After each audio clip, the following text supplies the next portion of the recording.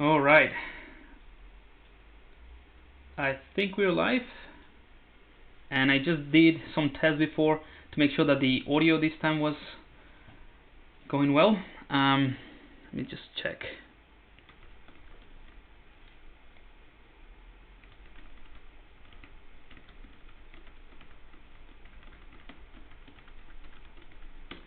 All right, so good morning, guys, and welcome to another live stream.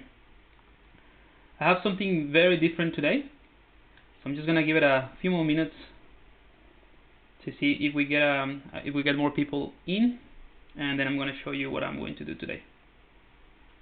How's everyone going? Audio is perfect. Thanks, Claude ID. Hey, doggy, how's it going? All right. So if everything's all right, the audio finally is fixed. Had some issues last time, so hopefully this time we won't have those technical issues today. So what I thought we could do today is a very low poly type of scene with like a rally car, but it's gonna be really low poly, and that's something that I don't usually do. I don't do many vehicles or very low poly mesh. I tend to over detail stuff and work more on creatures and characters, obviously. So I want to treat these live sessions a little bit of kind of like to push myself out of my comfort zone, and that way I can also come up with some ideas and some different workflows with different techniques that then I can apply to the things that I usually do. So I want to work on a very simple, very low poly rally car. I don't know why, because I think I saw something the other day. I was just like flicking through Pinterest, collecting some references for something else, and I saw this little car, and I thought that I could do something similar. So I'm gonna try to go for that. Not try to copy a specific car or anything, just whatever comes up. But I'm gonna use mainly the C modeler, which is something that I've been seeing a lot of people request through the ZBrush Guides website. Oh, that reminds me of something else before we start. Let me just go ahead and show you. So thank you so much, by the way, for all the feedback and comments that I've received about the ZBrush Guides. I'm really, really glad that you guys like the new website. I just want to show you what I mean. So this is the new website, obviously, and if you go to the tutorials page, here's where you can find all the tutorials, and I'm going to try to update this as much as possible and as often as possible. If you go down the bottom after all these tutorials, there is this suggestion box, and you can essentially, give me suggestions of what's the type of things that you want to see on the ZBrush Guides, and also it helps me to get an idea, a general sense of what you guys want to see for these live sessions as well. So let's say that you want to see more of, I don't know, poly paint, right? You just click poly paint, and then you decide what is your skill level, or what type of skill level do you want to see in that tutorial, either advanced, beginner, whatever it is, and then just that's it. You click one, let's say 2, and then just submit. That's it, right? The only thing that I want to mention, and the reason why I bring this up, is because there is an option here that you can select other. If nothing of these predefined options that I put in there are good for you, or you want to just see something else, just click on other, and you can type something else like cars, whatever, and then you need to make sure that you click on this tick box so that this input text kind of like fills in and is accepted. Otherwise, when I get the notification of the type of things you want to see, it just appears blank if you don't click the tick box. But anyway, just want to clear that out, and once again, thank you so much for all the feedback, and I'm really glad that you guys are liking it. So that's based on this type of request. That's how I come up with this idea for today, using the C modeler. So I'm going to try to use for the most part C modeler, and I think it's going to be a fun one. Again, just a simple rally low poly car. Very different from what I generally do, but we'll see how we go. All right, let me just check the chat, have a sip of water, and we can get started. Hey Pablo, audio is good this time. Great. Which version are you using? 2000 of ZBrush? Do you mean? Zimbabwe, the latest version. I always install the latest version. Whatever's up in available in the Pixology website. But if you're asking because your interface doesn't look like this, that is just because I'm using a custom UI. So I can just go back to the standard one. So this is what you should be seeing if you have the latest version of ZBrush, or most versions will look the same with the tool palette dock to the right. I'm just gonna go back to my custom UI just because I can work faster. Alright, so let's go ahead and get started. I'm just gonna show you real quick what I wanna do, or the idea.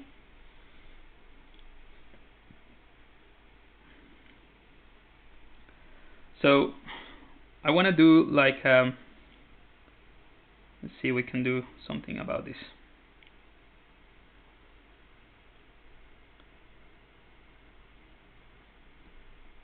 Kind of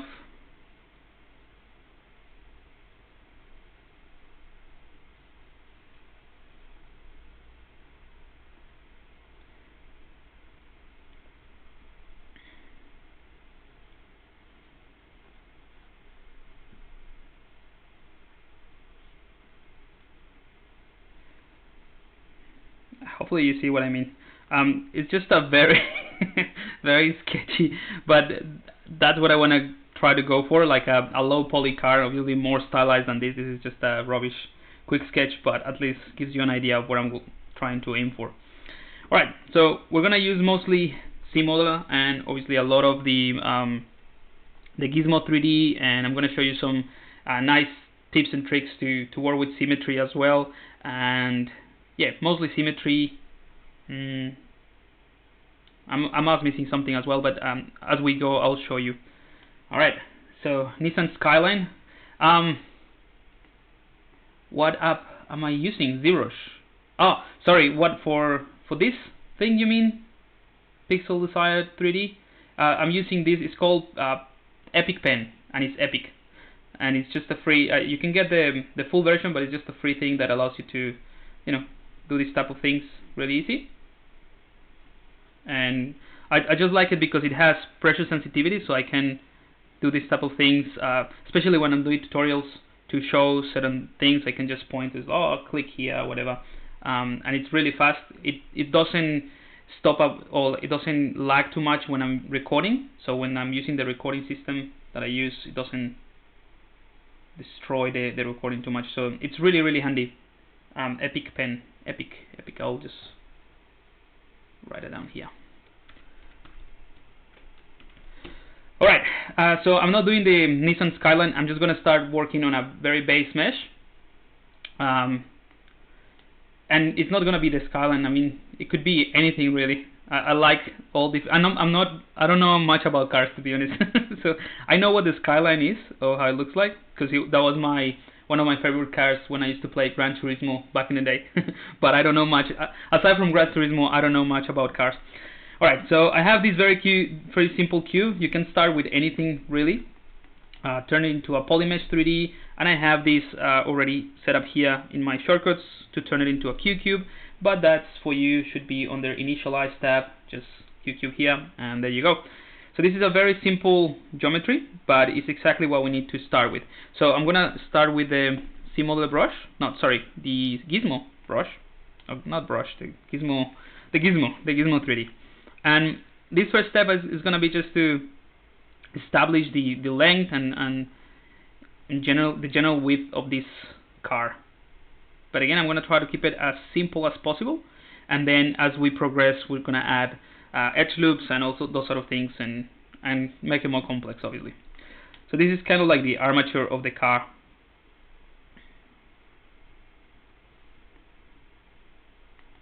And we can just get out of, you know what, I'm not gonna get out of perspective, or I'm not gonna turn it on. I'm just gonna work this orthographic view, because I think that's part of the appeal of the low poly meshes, or the low poly renders, that they are kind of like in a isometric or orthographic perspective. So I'm gonna stick with that. And let's go ahead and add a few, or maybe we can just actually move this forward. So I just masked this edge and inverted that mask. It's not very obvious that I inverted it, but it is there. So I can move this vertex, not vertex, the edge loop. I don't know what's wrong with me today. A little bit forward, like so. And this is going to be the front of the car, and we can then bring in the C modeler brush. All right, and the C modeler brush is essentially the box modeling approach of ZBrush, or how you can do box modeling in ZBrush. And I totally understand that the interface and maybe the way that it works might be a little bit daunting and not very intuitive, especially if you have some prior knowledge of some 3D applications like Maya or 3D Max or something like that. So it looks kind of complicated. But if you're in the mindset that ZBrush works in its own way, and there is a reason, there's a rationale behind how it works, and you try to figure it out, at the end it's just going to be really, really easy and really, really fast to work. So the way that it works is, once you have that selected, in case you didn't know, you can just hover over any feature or any part of the mesh that is a face, an edge, or a vertex, and you can just right click or press the spacebar. Because I'm using a tablet, I prefer to press the spacebar, and that's why another reason I have this little keyboard here, because it's kind of finicky if I just right click with the pen. So anyway, you press spacebar and you bring this menu up, and it's going to be different depending on what you choose. If it is a vertex, if you hover over a vertex, face, or edge, you have different options. And the best thing that I can describe this, let me just give you an example with this. So this part here, that is what you wanted to do, right? It's pretty obvious. I mean, it's the action that you want to do, but that's the what. This area here is the how, I guess, or to what, maybe. And this third area is how do you like ZBrush to change it, or what else? Let's call it what else, or how else. Alright, so that's essentially how this menu of CModeler is divided. So first you select what you want it to do. So in this case of this little car that we're doing, I want to extrude the mesh. So I want to extend certain polygons, and I want to push them up to create sort of like the shape of the car. So I can use this Q mesh, or I can use extrude, right? Pretty obvious. Now the second part of this menu is how do you want to do it? How do you want to extrude or extend those polygons? So I want to make sure that I do it. Right now I cannot see all the options because I have bridge selected, and I should select Q mesh or extrude. And as soon as you select the what, you have different options of what to apply or how to apply it. So there's going to be an option around here that says polygroup all, right? And that means I want to apply this action to everything that has the same polygroup or the same polygon ID or color. And then here you can just modify that selection or that action. So hopefully that makes a little bit of sense. Just wanted to get that out of the way before we get started, because I'm going to be using this a lot, so that covers it. So again, I'm going to hover over a face, press the spacebar, select Q mesh, and you'll see the options here for the target changes. And we can go ahead and select polygroup all. Like I said, you have heaps of options. So polygroup all means just it's going to apply that action of Q mesh to anything that has the same color or polygon ID. So if I click here, it's just going to do this basically, which is extrude the polygons at the top and at the bottom, because it has the same color polygroup. So that's not exactly what I want. I just want to take these two and push them up. So you can either assign a different polygroup, but the easiest way to do it is with the CModeler brush already. Hold the Alt key and then just click on the polygons, and holding the Alt key and clicking on the faces, that basically assigns a temporary polygroup that will just work for the next action that you perform. So now that I have this here, I can go ahead and extrude that up. kind of like that. It's going to be a very silly looking car, but we're just going to roll with it. So as you can see, as soon as I did that, it also created a different polygroup here for the extrusion and for the top faces, and also for the extra faces that were added. All right. So a couple more things that we can do with this same action without modifying too many things. I just want to give you an introduction to that. Is to move things or separate things. Right. So the normal action is just to take a face and extrude it. The other actions would be to take that and move it, or to take a face and move it, and the other one would be to take that face and separate it or extract it from the mesh. So maybe we can do the same with that thing here at the back. I just want to create a little bit of a, like if this is the side of the car, first I want to create a bit of a curvature here. Then it goes like that, like that, like that, and then here. It's just gonna make like I don't know what type of car this is. Subaru. It's one of the rallies, the hatchback ones. Maybe I think it's an Audi, Audi something. Anyway, one of the old school ones. And anyway, then we add the wheels and all that. Is like a 5-year-old car, but you know what I mean. So to get this part or this back of the car here, what I'll do is use that what I was mentioning about moving the faces. So I'm going to hover over these faces here.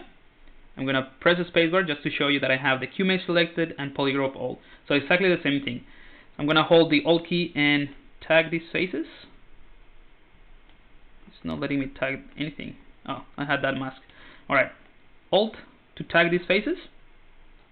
And if I just click and drag, I will do exactly the same thing as what I did at the top.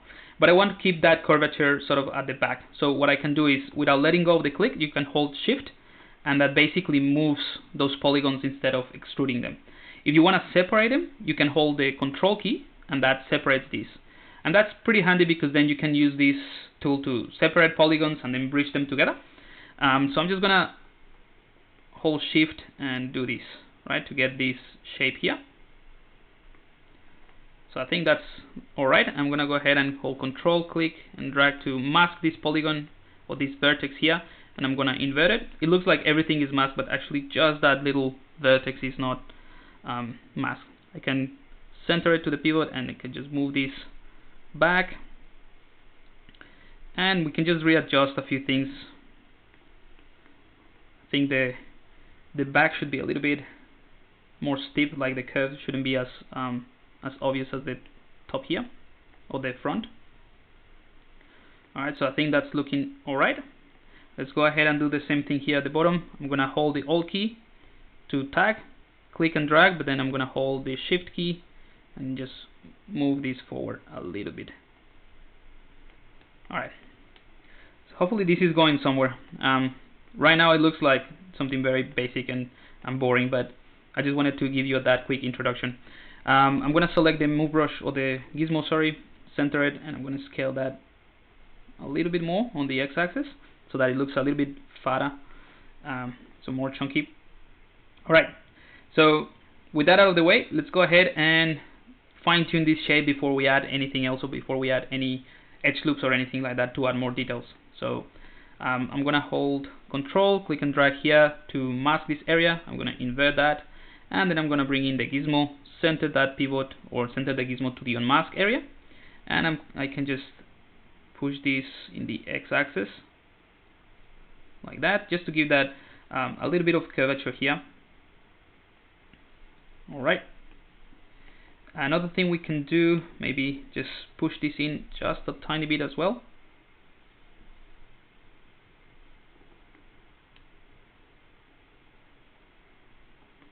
Alright, or maybe not now. I'm just gonna leave it like that. And also maybe this point here could be moved a bit, just a tad here to the back. Alright, I think I have something decent to start. Again, it's pretty basic, and I don't want to add too many edge loops just now, for two reasons. One, because it's just way easier to manipulate things when the geometry is very low, and also because I want to keep it very low polygon, so it's going to be very blocky in some areas. So I'm just gonna keep it like that. I'm gonna check the chat in case you have any questions so far. I know that what I'm showing you is nothing groundbreaking or anything impressive just yet, but hopefully we'll get somewhere.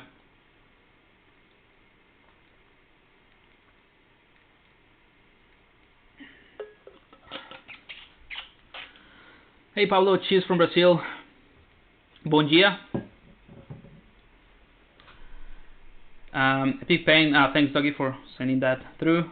Cromso03, hey Pablo, this is completely unrelated to this stream. Could you make the butter knife brush available on your site?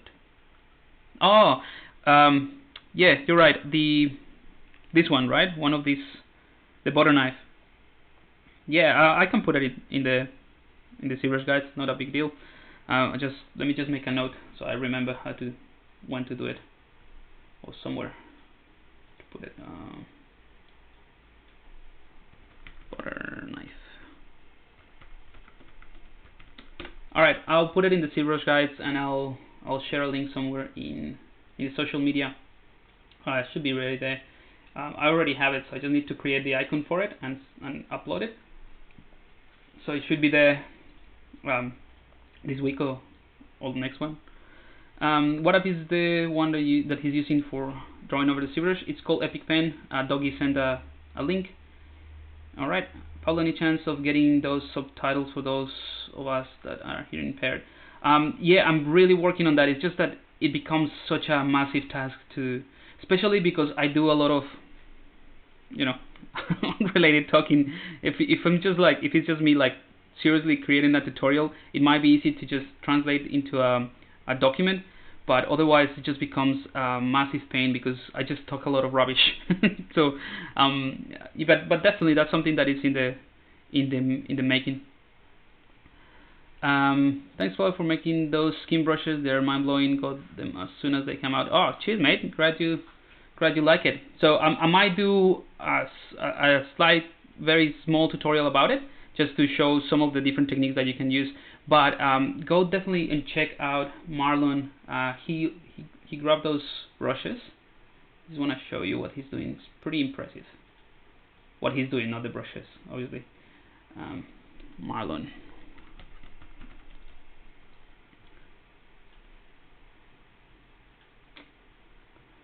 So if you check at MR Nunes, that's his Instagram. He started this likeness of Morpheus from the Matrix, of Lawrence Fishburne, and he's using some of the brushes from the pack, and it's pretty cool. So obviously he's extremely well versed in this technique of on how to create likeness, and he's a super talented guy. So definitely check it out, and you can see kind of like an idea of what the brushes allows you to do. But yeah, let's get back to this, because otherwise we're gonna end up with a block in this stream. So let's do more C modeling, right? Hey Pablo, what do you press to get the C modeling? You first need to select the C model brush, this one right here, and once you have this selected, then you press spacebar or right click over the target, which is face, edge, or vertex, right? All right. So what sort of polygon is needed for a head to make use of these brushes? They're for like high frequency details and tertiary shapes.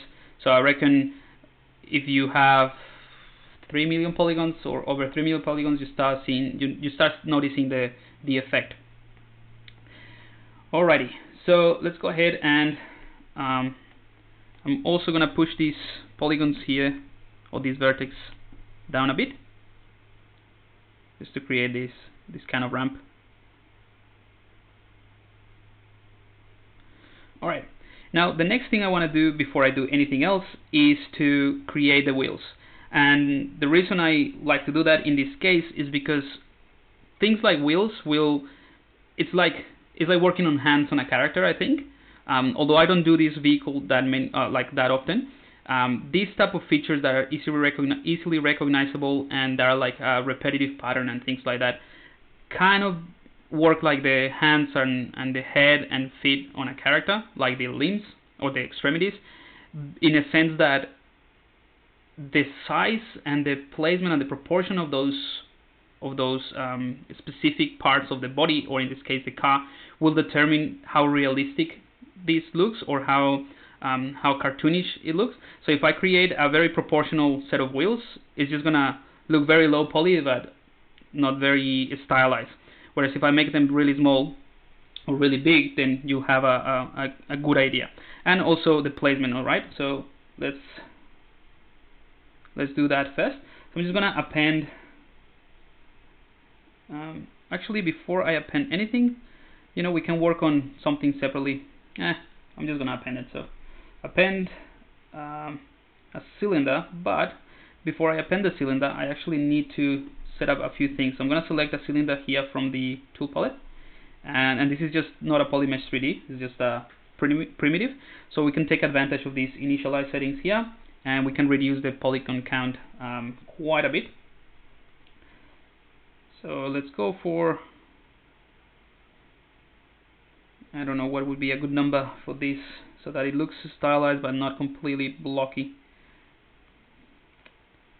Yeah, 16 seems to be a good number. It's a solid number.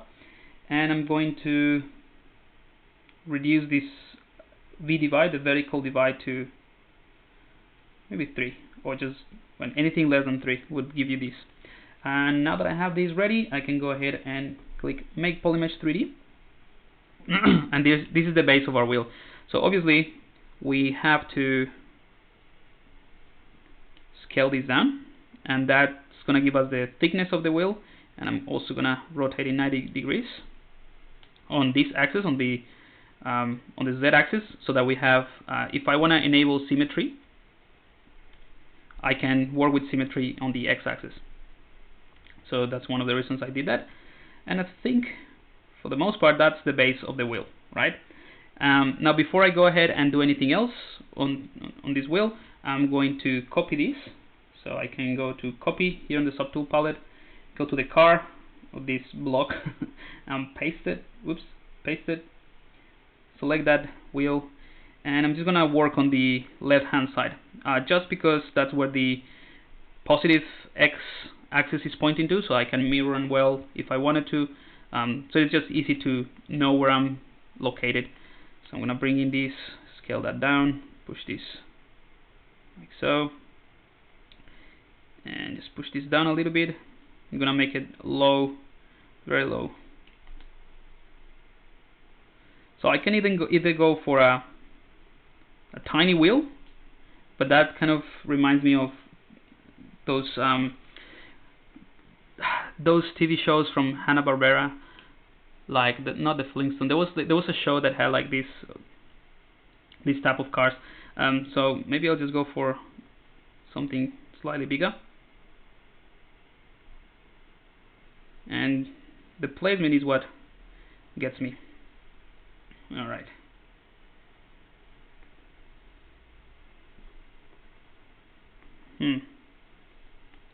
All right. Let's start with that. See how we go. And I can just hold Control and duplicate these, and then once I have two of these wheels, I can mirror them to the other side. But what I like to do is work with array mesh as well, and that way I can just tweak and fix and start modeling on one wheel, and ZBrush is basically instancing that. You can actually, if we go to array mesh, you can click on these lightbox array meshes, and you can click on something like this, and whatever you have already, ZBrush is gonna create this set of 4 wheels for you. So it's pretty handy. The only reason I'm not gonna use that is because this array mesh the first array mesh kind of like duplicates and rotates the model around whatever you have, but I already have the circle, so we don't need to do that, or I'm not gonna use that.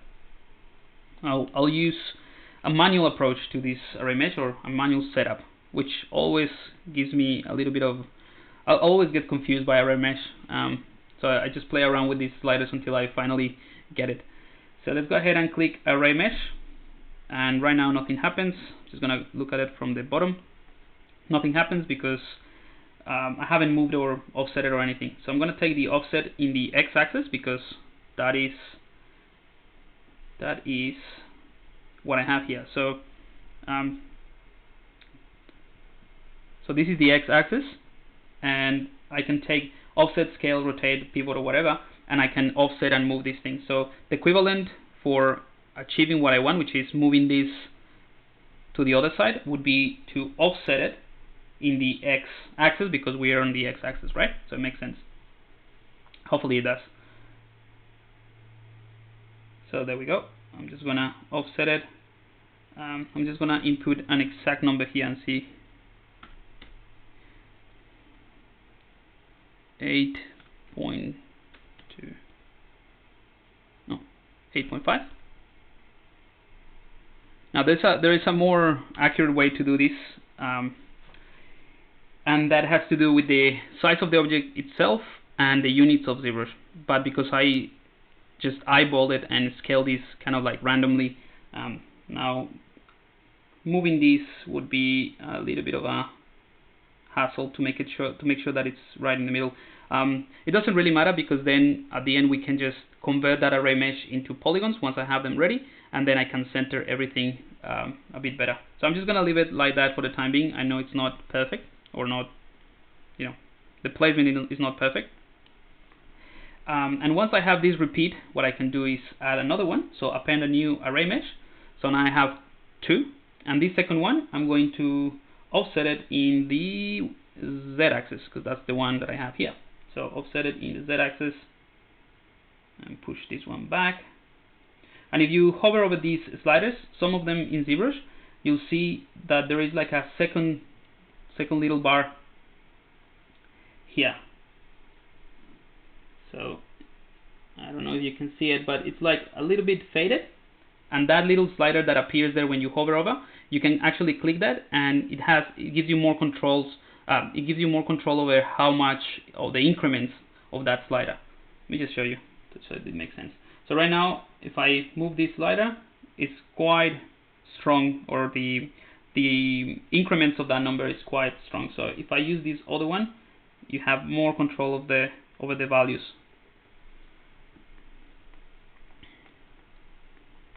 All right, I think this car so far is looking ridiculous, but I'm gonna push through it and see if we can get something more interesting.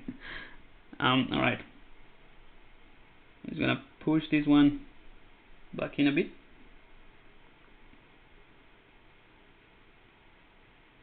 All right, maybe a little bit more. Cool.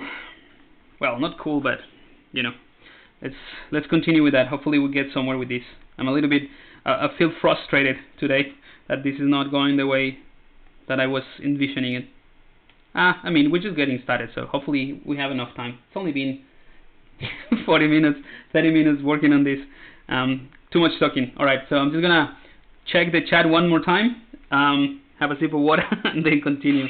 But I'm gonna try to slow down on the talking and just get more things done.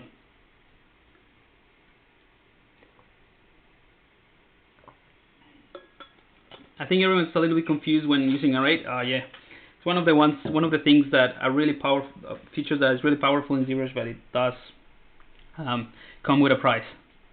Are you Colombian? Yes, I was born in Colombia. But saying that I'm Colombian is a little bit of a... I mean, I am Colombian. It's just that I've been living for most of my life outside of Colombia. But I was born there. You can just duplicate and move right rather than offset. Duplicate and move. Yeah, you can.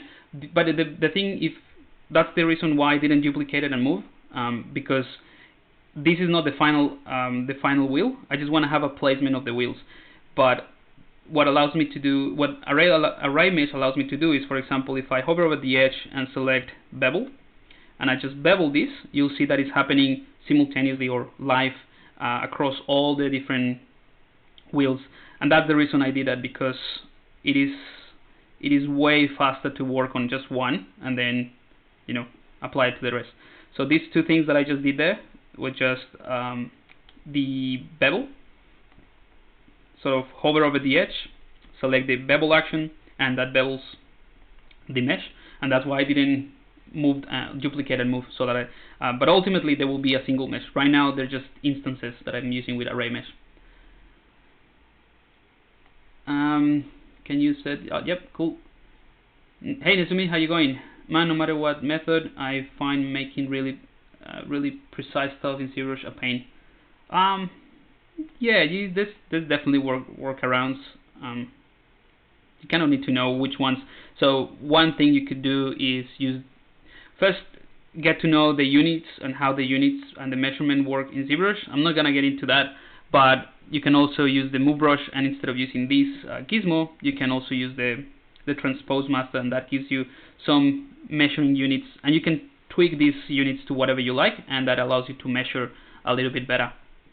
But yeah, it's not super precise, but there's ways to get something really precise. In fact, check out Thomas Whittleback. He does all the jewelry stuff, and he does really precise stuff as well, and uses that type of approach, so that will give you an idea. It's a great car, man, no worries, thanks. It is a beautiful car. Alright, so I'm gonna continue. Let's go ahead and I'm gonna isolate these here, and I'm gonna hover over the edge, press the spacebar, and I'm gonna insert, because I want to create an insert. So I'm gonna, whoops, right now, let's do the same thing, insert. This time I want not a multi-edge loop, I want a single edge loop, so that I can just click and drag it wherever I want to. So I'm just gonna maybe place this. I don't know if I want a fat tire or not so fat. Let's try a no so fat tire. Alright, and let's go ahead and hold the Alt key, and I'm going to tag these polygons, hover over this, make sure that QMesh and Polygroup all is selected, and I'm going to push this in. Alright, that's where the rim of the tire is going to be. One thing I can do is just give a little bit of more blobbiness to this area, or make it more rounded, so I can hover with this one, insert, already have it, like so. And this is a really cool technique, or not technique, another tool that CModeler allows you to do is mask by polygroups or polygroups, poly edge loop. What's the word that I'm thinking of? Let's just an edge loop. Let's call it an edge loop. That's what it is. So I'm going to hover over the edge, and I'm going to select mask, and it's going to give you these options. What's the target? What do you want to do? So I'm going to select edge loop complete. I want to click on that, and ZBrush basically mask out just that. So I can invert that, bring in this the gizmo, center it to the unmasked area, and then I can just scale this down, and you'll see it's only scaling that one right there. So I'm gonna push it a little bit in like that, and also let's go ahead and clear the mask, and we can go ahead and do another bevel around here. Alright, so that gives us that kind of sort of embedding of the tire. And let's go ahead and check how this looks. Still pretty awful. We're getting there bit by bit. Let's not be discouraged by one of these days that we all have. Alright, so now that I have the tire, I'm gonna hold Control W, and that assigns a polygroup to whatever is visible. And I'm going to also work on the rim of the tire. So there's a couple of approaches here. I'm just going to show you the most interesting one, because the other one would be just normal or just very standard way to create it. So I'm just going to show you another way. So I'm going to select cylinder here from the tool palette, right? And this is a primitive. So I'm going to make sure that I have 5 sides, no V divide, and create polymesh. And let's bring in the gizmo, scale this down, and this is going to be sort of the center or the base of that rim of the tire. And let's go ahead and rotate it 90 degrees. Alright, so this is currently what we have, and what I want to do is take each one of these faces and extrude it to create kind of like the panels or the holders of the rim, just to create the holes. So one thing we can do is hover over this face. Actually, Yeah, let's do that. Hover over this face and press Q mesh. The problem is that if I do that, everything is going to be sort of merged together, or it's going to maintain that, it's not going to separate these edges basically. So there's a couple ways to do it. The easiest method that I can think of would be to tag this face and maybe this one here. So only two faces, and then just click and drag to determine the length. So let's go for something funny that is not, you know, something like that, right? And obviously we have to do the same for the other ones. Fortunately, you can tag, you can tag a polygon, right?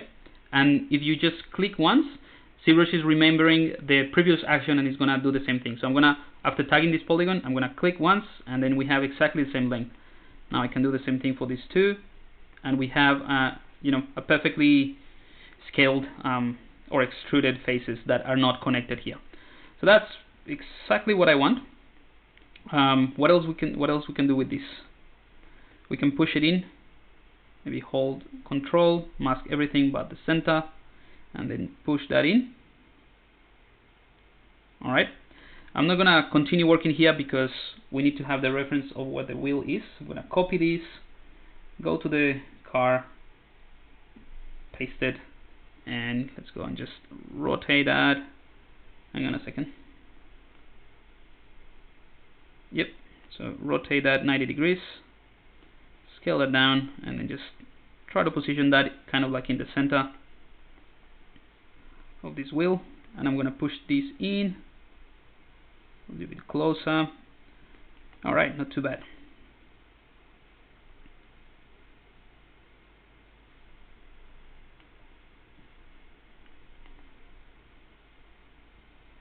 Push it a little bit inwards as well. And I think we need to select the wheels and then select this again. And I'm just gonna keep pushing this one. Oops, I tagged the wrong polygons there. So make sure that when you're tagging these polygons, there might be some weird ones there. So one thing we can do is hold Control and Shift and sort of hide everything but this. Control W to assign a polygroup. And now we have a single polygroup here, and that makes it easy to just hover over this Q mesh and select polygroup all, and it will only affect this polygroup and the one at the back. So let's press double so that we can see this. Alright, push that one in a bit more, and let's bring in the rest.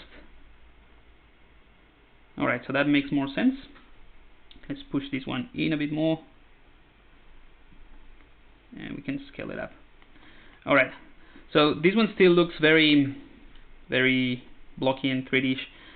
So one thing that I also can do with this would be to, you know, add like a little bolt in the middle or something similar. So we can hold Alt and tag these polygons here, push this one forward, something like that. And also, this is another thing actually, let me undo that. I can show you something else. You can click and drag, right? And before letting go of the click, you can press Alt a few times, and as you go, ZBrush is just going to cycle through different polygroups. That might be helpful for you just to be able to see the difference, and that now we have different polygroups here. So with that one selected, I'm going to hover over this, and I'm going to select the scale. That's the next action I want to do. Make sure that polygroup all is selected so that it doesn't do it to anything except this polygroup. And I'm going to click and drag, and I'm just going to scale that down. And actually, let's go solo mode, mask this area, invert that, push that in.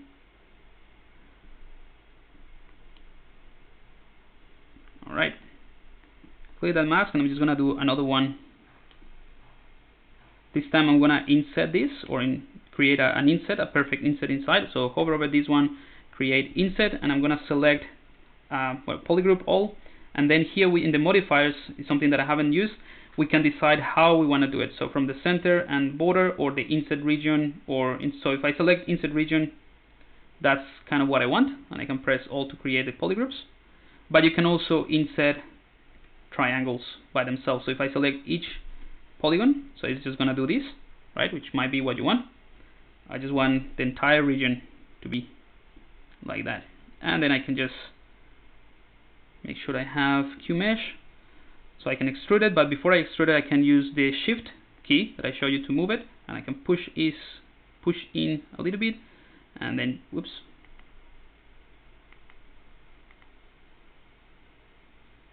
This is not gonna work.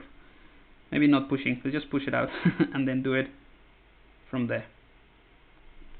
Alright. I'm just spending too much time on these little things, so I want to try to move faster. Alright, so we have that there. We could potentially, you know what? Let's do that. I haven't said anything yet, but I'm gonna center this to the center of this mesh, and I'm going to also. So there's a couple of things that I want to do here. I'm just trying to figure out what the best way or the most interesting way is for you to see. So if I turn on the floor and I want to work with symmetry in a radial fashion, so if I bring in my transform palette, activate symmetry, and activate radial symmetry, I'm going to select 5, you'll see that it's nothing even close to something that I can work with, because they're just not the mesh is not right in the center. So one thing that I can do is, by the way, let me just check time. We're fine. So something that I can do is go to the transform palette, and let's go ahead and select this S pivot, set pivot point, and that will basically center the pivot point temporarily to that mesh. So now I can use the radial symmetry, right? So with radial symmetry, what I can do is hold Control and mask this point. And remember, I'm using 5 points in my radial symmetry so that I can make sure I select this, or be able to select all of these ones at once. Bring in the gizmo 3D. Where is the gizmo? Center it to the center. Actually, I'm gonna get rid of symmetry so that I can center this.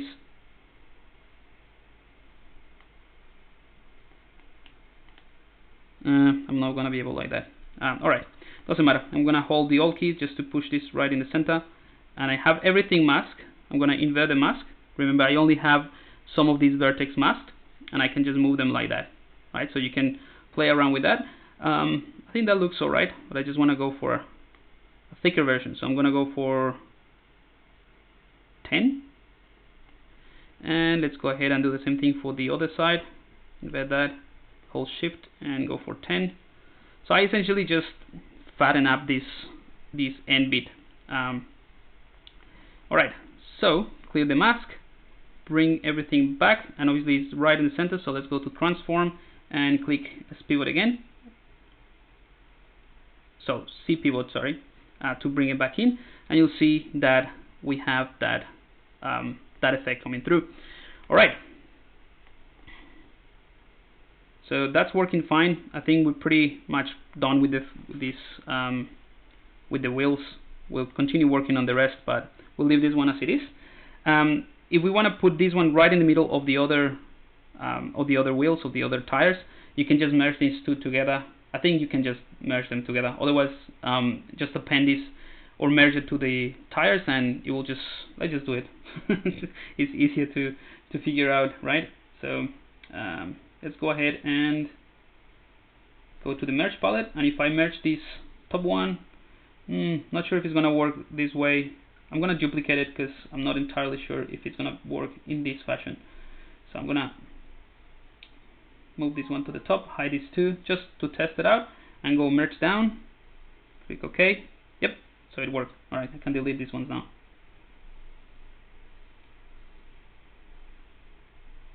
Cool.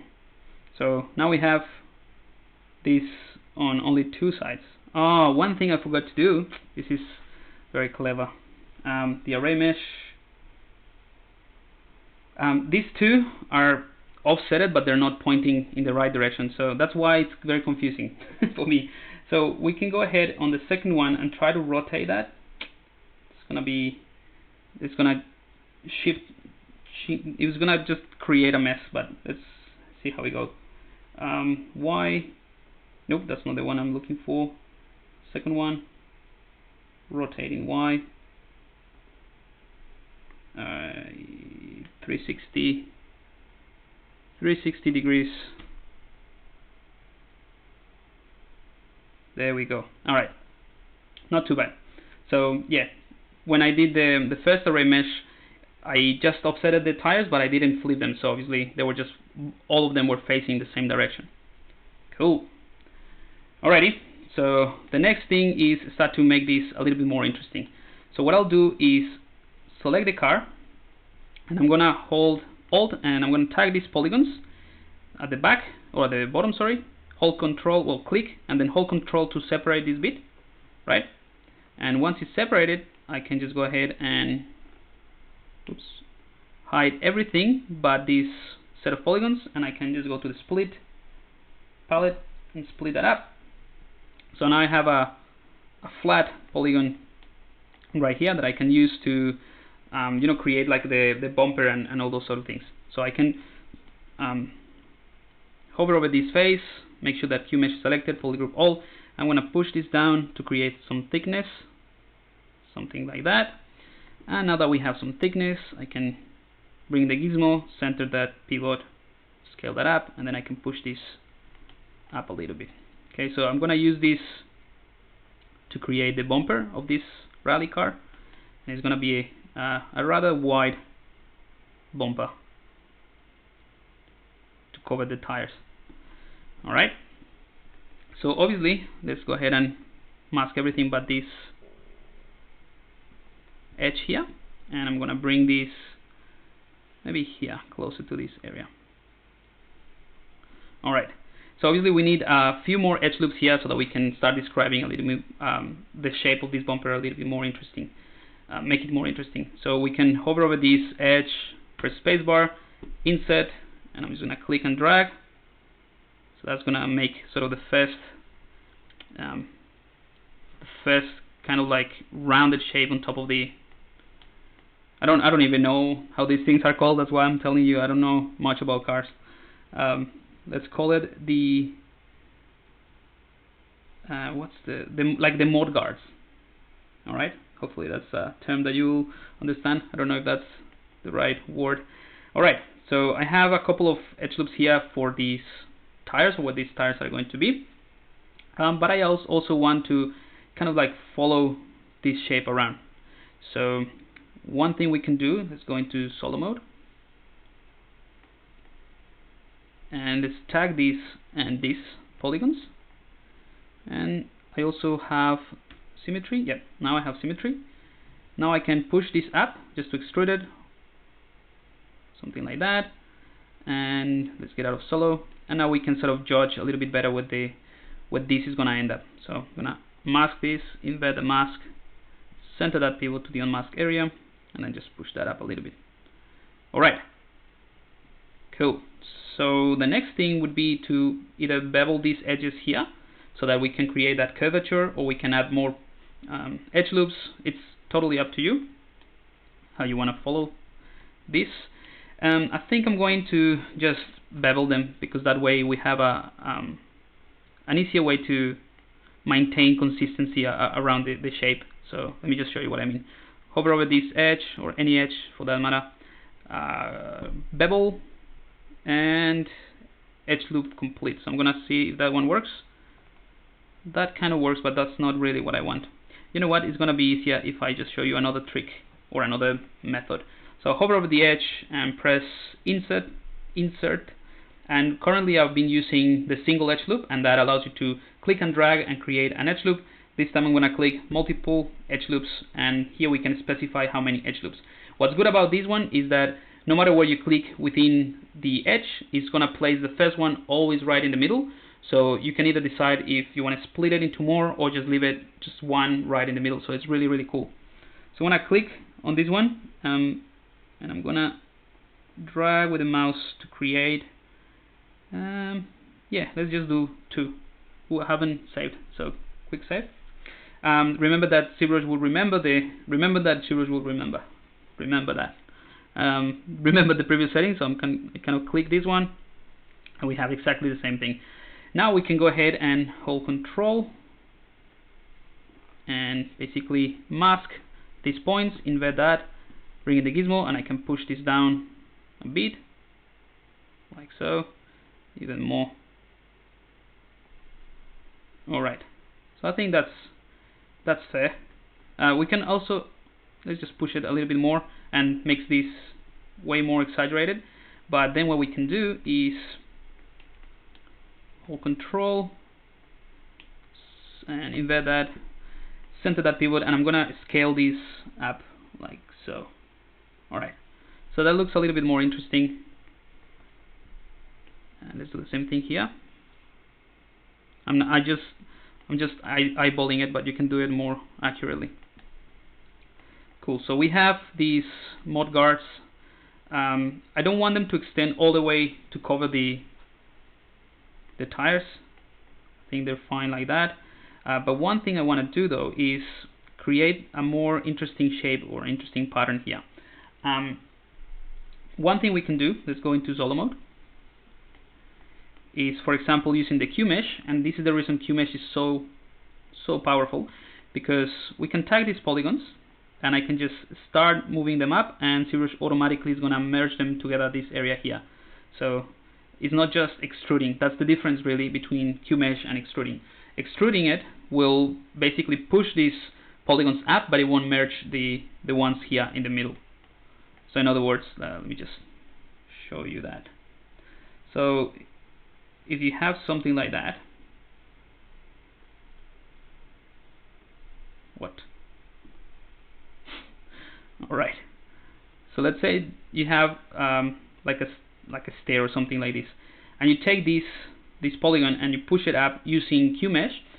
When you push this set of edges up, ZBrush is going to merge this one right here. This one, right? That's with the Q mesh. If you don't do that,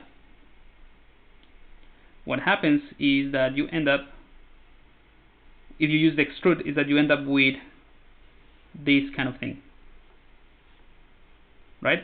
So it's gonna be very annoying, because then you're not gonna realize that there is actually a gap in between this area, right? And when you subdivide this, for example, you will have this effect, right? Like kind of like yeah, like it's gonna smooth this based on the geometry that you have. So just bear that in mind, and that's why the Q mesh is so powerful in this case. So now I can just, let's go ahead and bring back the car. I can tag these polygons and I can push them up a bit more, and you'll see how it just connected to this area. And I'm not sure if that's the right call. Nah, that's not what I want. Just gonna leave it like that and undo that. And let's work on the front a little bit. I'm gonna hold Control and tag and mask these polygons and use the gizmo to push them in. Alright, and I'm gonna super exaggerate this. Oops. Exaggerate this front. Oops. What am I doing here? Hang on. I'm gonna mask everything in the front, invert that mask, and push that forward. Alright. Cool. Alrighty, let's do a little bit more here. So here for the back, I'm gonna create another inset, and this time it's gonna be a single edge, and I'm gonna maybe around there. Cool. Alright, Q mesh. Whoops, that's not what I wanted. Hover over this Q mesh and single polygroup all. I'm gonna tag this one, push it up, and that way it connects. Right, that's what I wanted. And maybe, just maybe, I can go ahead and tag this one again, just push that up one more time, which makes me think that what I was doing here wasn't too bad. But anyway, let's hold Control and tag or mask this vertex, invert that mask, bring in the gizmo and center that to the unmasked area, and I'm just gonna push this one forward, and now I can select all these, invert the mask, and push this one back a bit. Alright. So the reason I did this is because I want to create that kind of like a, again, I don't know the terms, that suction aerodynamic thing that the rally cars have. So in order to do that, I can do a few things, but let's first get rid of this empty area. So this is what I'm not sure how it's going to work, but let's hope for the best. So the first thing I want to do is create a couple more edge loops here for the front, and one around there.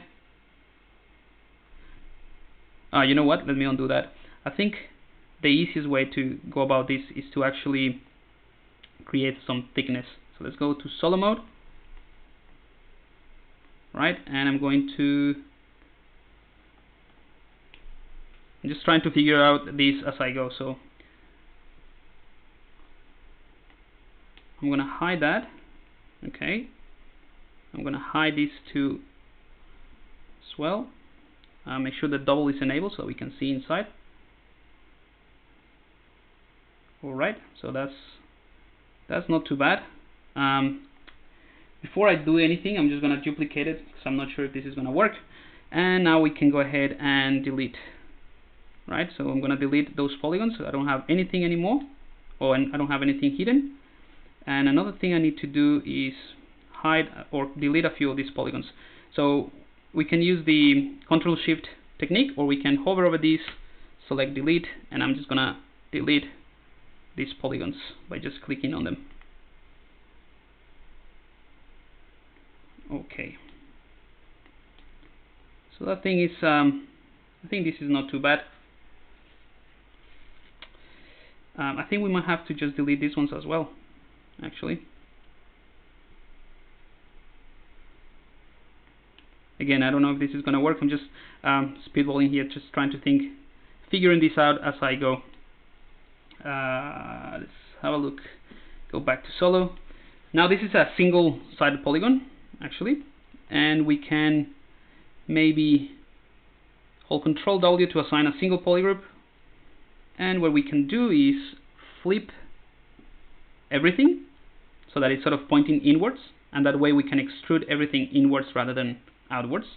And we can hover over these faces, press Q Mesh, Polygroup All, and I'm just gonna click and drag like so to create that thickness.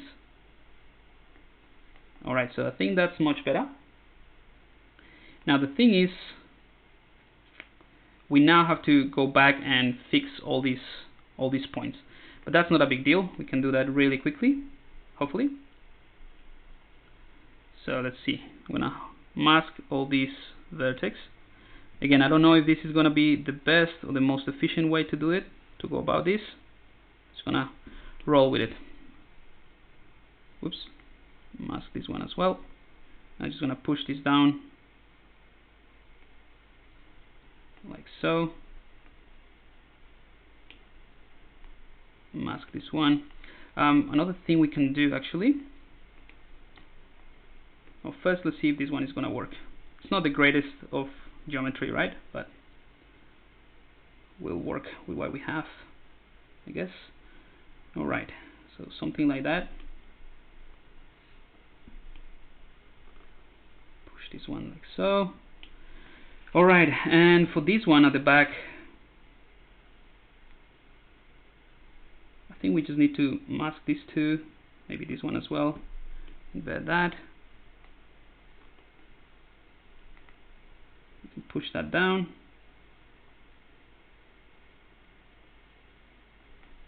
In fact, I feel like we can just get rid of this one and just play around with it on its own. So, sorry, I'm just all over the place, but I think you get the idea. I'm gonna go into solo mode, and I'm gonna start. Whoops, hover over this, delete. I'm gonna start deleting these faces. So I don't think we're gonna need them.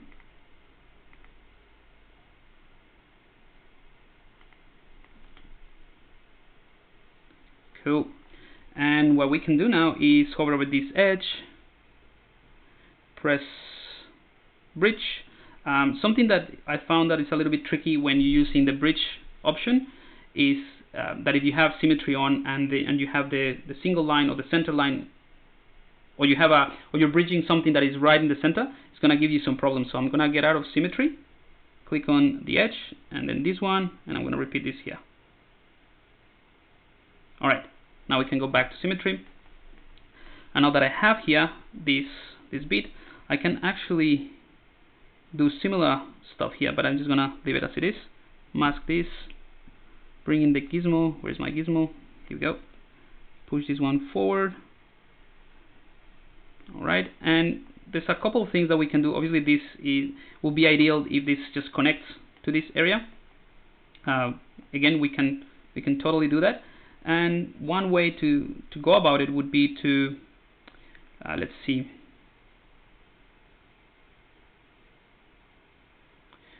We can extrude the edges. So just to show you a different technique, I'm gonna mask this. Actually, I'm gonna mask this and mask this, invert that mask, center that, and I'm gonna push this one back to something like that. Right? Let's see if it works again. Actually, before I do that, I'm gonna duplicate this one as well, just in case, because I'm testing here, testing things here. Push this one like so, and then we can use the edge extrude, which is hover over an edge and click Q mesh or extrude, doesn't matter, Q mesh, and I'm gonna make sure that I have this edge here. Let's see. Oops, that's not the one. This is a tricky one.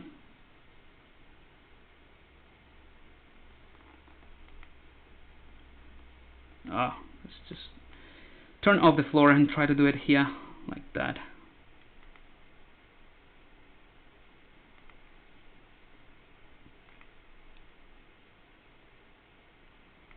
Just trying to get it done first, and I'm going to explain what I'm doing.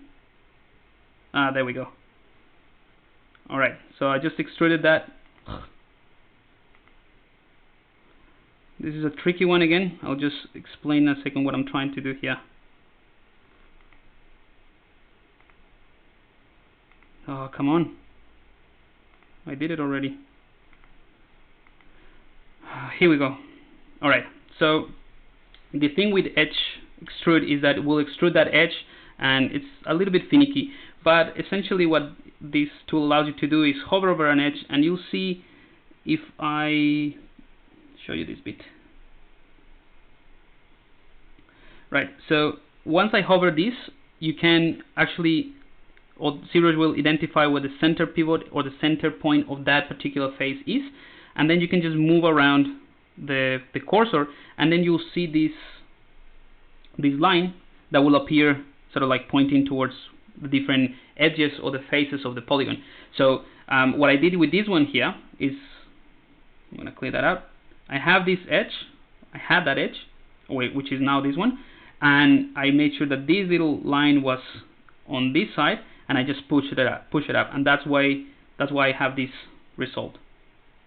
But again, it's a little bit finicky, so make sure that you play around with it. I just wanted to show you a different alternative. But what's good about that is that now we have a quad here. Well, it's a triangle, but we can turn it into a quad because we're just gonna delete it. So that's one way to do it. I'm not sure if that's gonna work. I just wanted to show you that technique. I'm gonna undo that, and actually I'm just gonna leave it as it is, just in an effort to save some time, because we haven't done much. All right, let's go into solo mode, and I think I want to bevel this edge a little bit. Or actually no, let's just leave it as it is. And one thing I want to do definitely is to make sure that the tires are not getting, intersected by this geometry, or not too much at least. So we can go ahead and change the masking tool, go to mask, and I'm going to select this. Oops. Mask out the sort of the inside, and I'm going to invert that, mask this too, bring in the gizmo, and then I can just push this like so, center that, and I'm going to scale that. So something like that. It's not the cleanest, like I said, but it will do.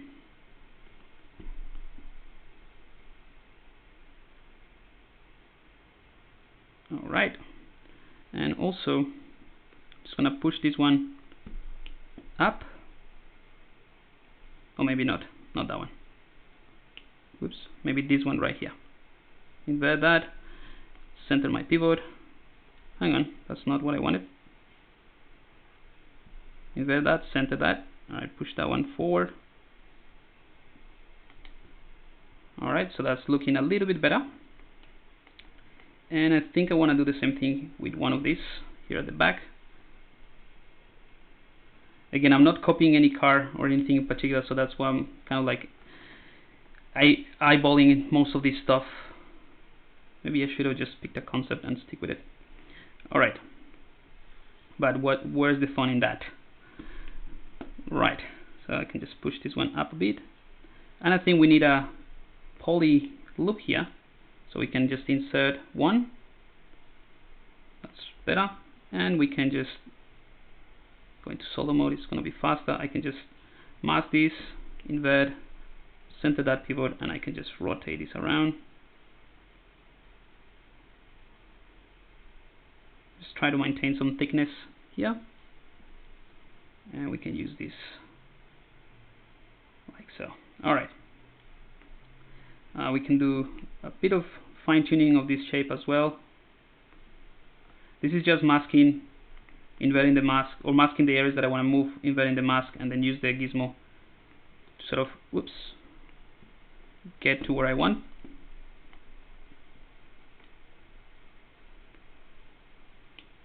Let's mask this one, invert, center pivot, and then just give a little bit more curvature here.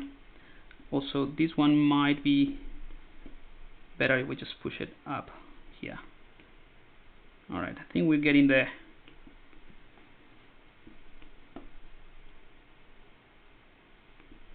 Alright, took a while and still looks pretty underwhelming. What am I doing? Alright, so pretty basic stuff right now. So let's go ahead and keep tweaking this shape. What I might do is play around with the width, so it's not as simple. And one thing we can do is sort of hover over this, mask this area, invert that, go into the move brush and just scale that up. And also, you know what, we can also add an edge here. So insert, right? And like I said, we can mask certain areas and push things through, or we can also hover over an edge, select, let's go ahead and select maybe the mask. Oh, that's the action that I want, and I'm going to select just an edge. So I want to mask just this edge here. So now that is masked, invert it, center it, and then I can push this in. And we can also scale that in the Z axis.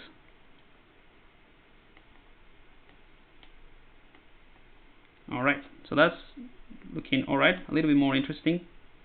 But again, I'm going to try to keep it very low poly. Something else that we can do is cover this tire at the back a little bit more. So I'm going to mask some of these points. Invert that, and I'm going to bring in the gizmo, center it, and I'm going to actually get out of symmetry, center it so that the pivot is right in the center, and I can scale this in the x-axis, and then obviously we can just refine this shape a little bit.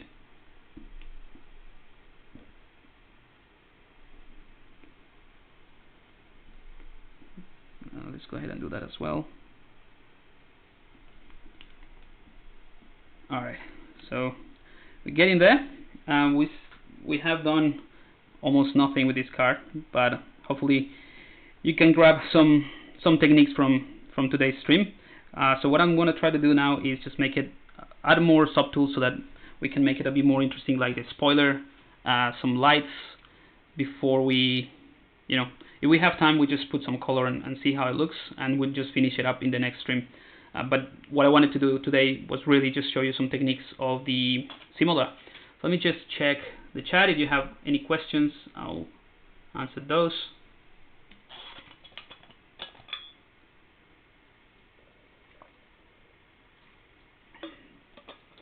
I'm a new beginner in ZBrush. Any advice? That's a bit of a broad question, but I guess the best advice I can give you is if you're just starting with ZBrush, is just stick with it. You might get a little bit confused by how some of these things work, especially if you come from a different background or different software. But just stick with it. Once you figure out how it works, it is a super fast workflow. It cannot be faster. So just stick with it. That's my advice. Just push through and just try to get it done. Absorb as many tutorials as you can of any type of thing. So if it's too advanced for you, just figure out what you don't understand, and then try to figure out that specific stuff. If you go to the ZBrush guides, there is a part of the website, a page that is called Start Here, and then that gives you kind of like 3 different journeys depending on the level that you're at. And I just walk you through the different steps and give you some background and some references that you can just follow, and yeah, just to get you up to speed. And there's a few tutorial series that you can do as well with ZBrush Core, which is a beginner's or an introduction to ZBrush. So yeah, just definitely, I mean, not just the ZBrush guides, by the way, just anything really. I'm just talking from a point of reference that I know, because that's the website that I maintain. But yeah, even ZBrush Live, asking questions around, asking in the forums. Forums could be pretty brutal in general, but ZBrush Central is kind of like a safe place because everyone is just trying to help, really. Or that's been my experience. So definitely post things in there and work towards something. Just stick with a project and try to get it done, even though you cannot or you might not know all the different tools and all the different features. Just stick with it and try to get it done. I think you can scale the edge loop without a mask. Yeah, you can. I just wanted to, if you're referring to this bit that I did here, I just wanted to mask this specific area. I don't know if that's, sorry, I don't know how long ago you wrote that, but yeah. Fenders. Yes, that's the word that I was looking for. Thank you. Thanks for the awesome guides and brushes. No problem at all. Alright. First, before we continue, I think I just need to tweak some things here, or actually add more edge loops. So I'm going to hover over this one, and I'm going to bevel this like so, and I'm going to do the same thing here. So now I just assign a different polygroup.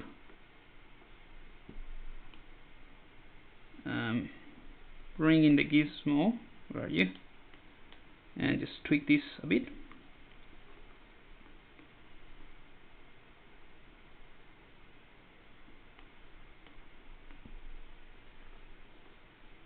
So yeah, I'm just essentially tweaking that shape, adding a little bit more of a curvature.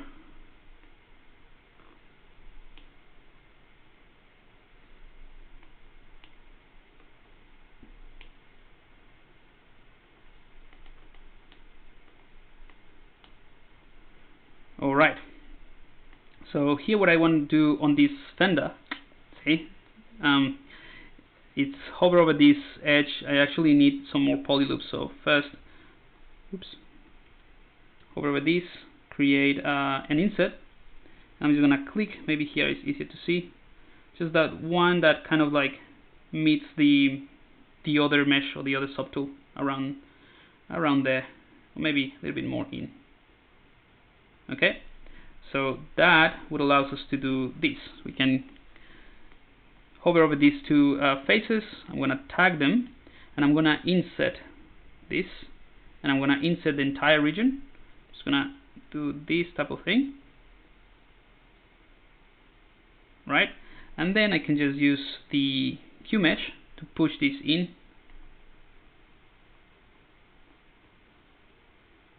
All right. We'll have some intersecting geometry, but that's easy to fix. We can just move these edges or slide them. So I can just select this, and we can go to slide edge. Just click on that and just move it down or up. Same thing here, we can just push this one in a bit or up. Alright, and that is going to be that sort of thing that cars have. I don't know anything about cars, so I would say it's like suction for the air, so that it just passes through and it helps with the tunnel, the suction tunnel. I have no idea what these things are, but I do admire cars and I do like them. I'm not particularly fussed about them. I mean, as long as I have a car that takes me from point A and point B, easy to drive, doesn't waste too much petrol. That's all I need really about cars. There we go. So I just want to make sure that these are not just going through the other mesh. So I'm going to solo, and I want to maybe mask these areas. Embed that mask, and also make sure that I didn't accidentally mask anything outside this area. Let's have a look. Alright, see, it's all good. We can just push this in just a bit, and that should be enough to sort of not being able to see it.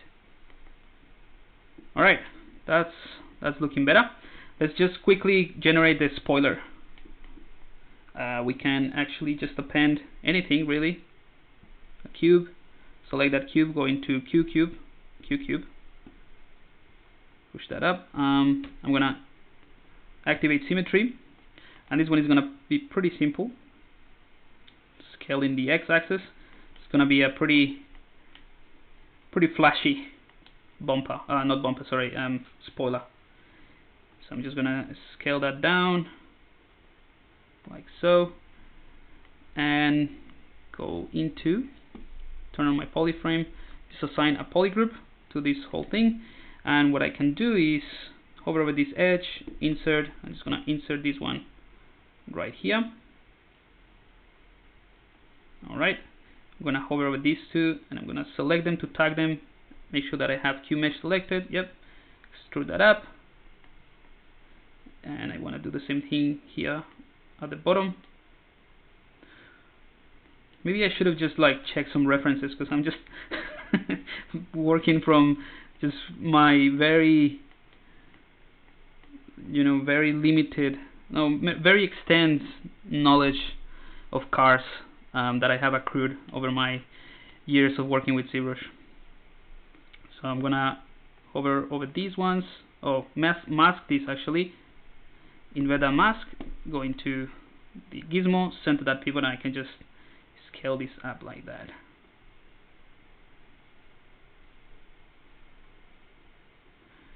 Alright, so something like that should be fine. One thing you can do, obviously this is not perfectly aligned.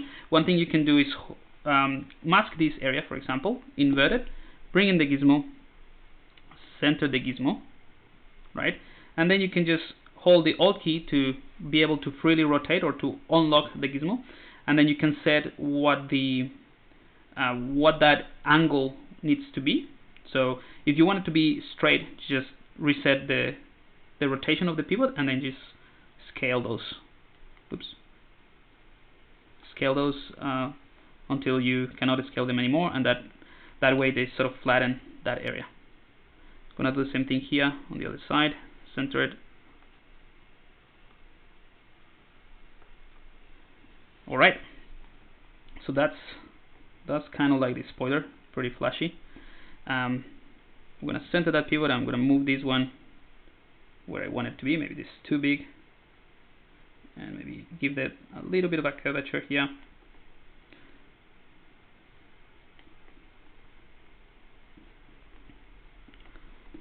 Alright, starting to look more like I think just with that spoiler we already have a very good idea what this car is. It's very fast. Alright. Alright. Maybe this is not the best of topics for me to work on, because I don't know much about cars. So I mean, I can just get by, but I don't know the term, so I must look like an idiot just telling you what this is, but Alright, how you guys going? If you have any questions, I haven't interacted much with you guys trying to get this done, but yeah, do you have any questions at all? Feel free to put them in the chat. We still have like half an hour, so I'm gonna try to detail this and get a few more things going just so that it looks more interesting. But definitely, I'm gonna try to check the chat a little bit more. So definitely let me know if you have any questions at all. I'm gonna go ahead and add one more edge loop here and another one here. And what I can do as well is split this one. Oh, this is another cool thing that I can show you actually. So now that I have this point here, I can also hover over this vertex and I can use this split point section of action.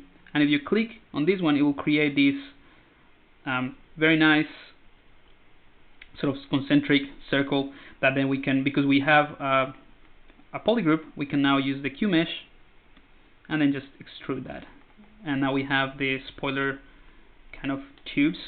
One thing we can do though is mask this area inverted, push that one up, and we can hold control, and that way we can use the Gizmo 3D to extrude rather than just the Q mesh. So I just extruded that bit and I can rotate it, you know, work around with the rotation, hold control, extrude it, maybe a little bit more like that. And that is called the spoiler holder, right? Or the base. Now extrude that way, and maybe just another one right there. Unmask everything.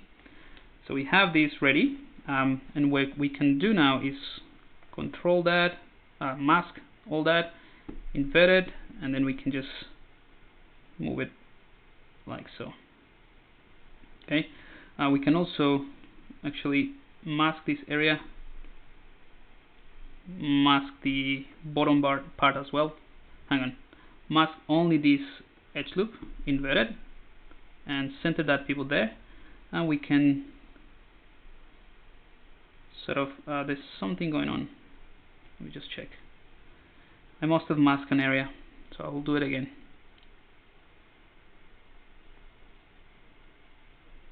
Alright, so now we can find an angle that we like and just rotate it to sort of give it a little bit more curvature, so it's not that abrupt, that change. Whoops, what happened there? That's not what I wanted at all. Right, because I'm using symmetry. Alright, not a big deal. We can do it on one side and just mirror it on the other.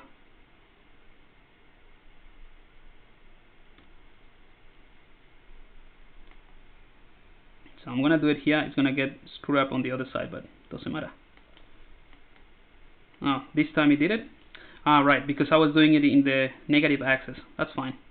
Alright, sorry about that. There we go. We have our spoiler. Maybe I can even push things a little bit closer.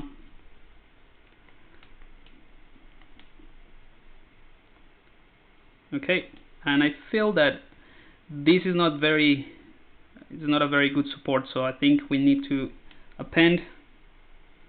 Again, don't know about these things, but just by looking at it, it feels like a bit flimsy. So I'm just gonna add an extra support here for that spoiler.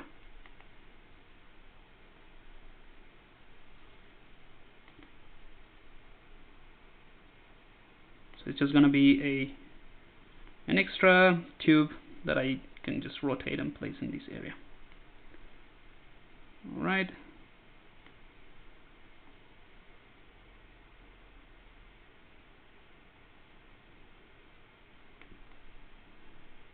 Okay, I think that looks much better. Let's go ahead and mirror this and mirror and weld, and that way we have it in both sides. And I'm just gonna merge these two things down so that it's part of the spoiler. Cool. Now let's go ahead and work on some areas here in the main shape, because we haven't done anything to this and it just looks pretty boxy. So one thing I want to do is create this sort of panel where the lights are going to be.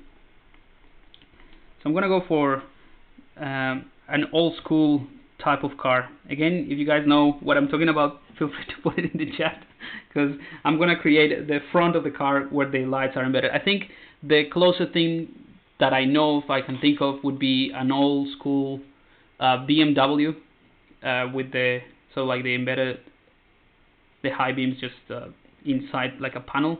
Maybe the Audi car as well has it. Don't know. Hey Pablo, I know this is a ZBrush stream, but how do you think this technique compares speed-wise to if you're done it with Maya?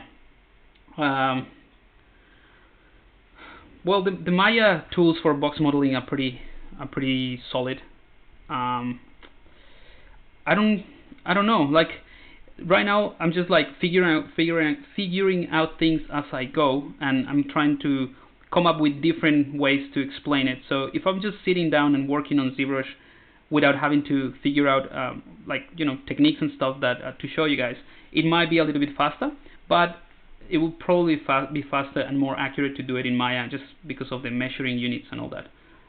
But I'm not saying that you cannot do it in ZBrush. It just might be faster in Maya. And I don't know if you've seen my work, but I'm not necessarily a low poly.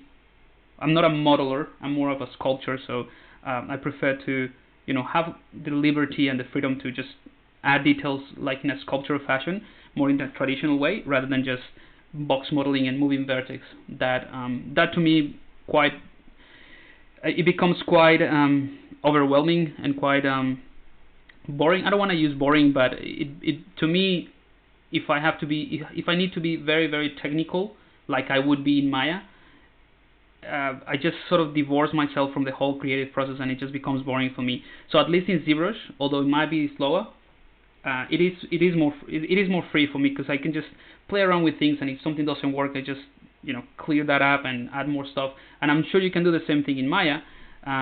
Like I said, I'm not necessarily a modeler, so I might not be the best person to ask those questions. Also, at Pixelogic is cringing right now. Someone at Pixelogic is cringing right now. About what? Don't know. Oh, about the box modeling. Yeah. That's just, to be honest, that's just a matter of, or the workflow of the person. Like for me, I wouldn't even think of doing this in Maya, because for me it's just easier to do it in ZBrush. And I'm just more familiar with ZBrush. That's the truth. Alright, so let's do this. Again, if you guys know what I'm talking about and what this is called, let me know so I can point it out. I already know that these are the fenders and the bumper and the spoiler, so I'm getting a lot of lingo about cars, very important. Let's go ahead and hover over these, hold the Alt polygons, the Alt key to tag these polygons, and I'm gonna inset this whole region. So that's the target, and this is the modifier for polygroup all. Just gonna inset this. Pretty cool. Pretty cool. Alright, now let's go ahead and also do the same thing here. I'm gonna tag these polygons. I'm not sure if this is gonna look good, but I'm gonna try it anyway, and I'm gonna use the Q mesh. I think this is called the grill. Let's see if you guys bonjour todos. Bonjour. Yeah, so I'm just working on the grill. Don't know if that's the right word, but we're gonna roll with it.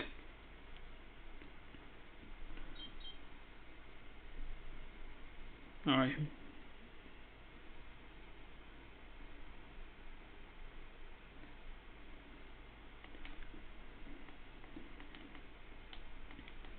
I think this is not gonna look too good, but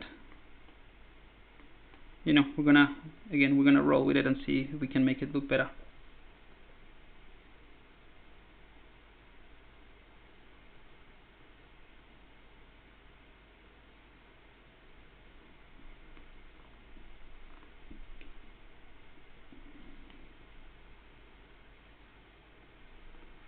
Just wanna add a little bit of a hood in here.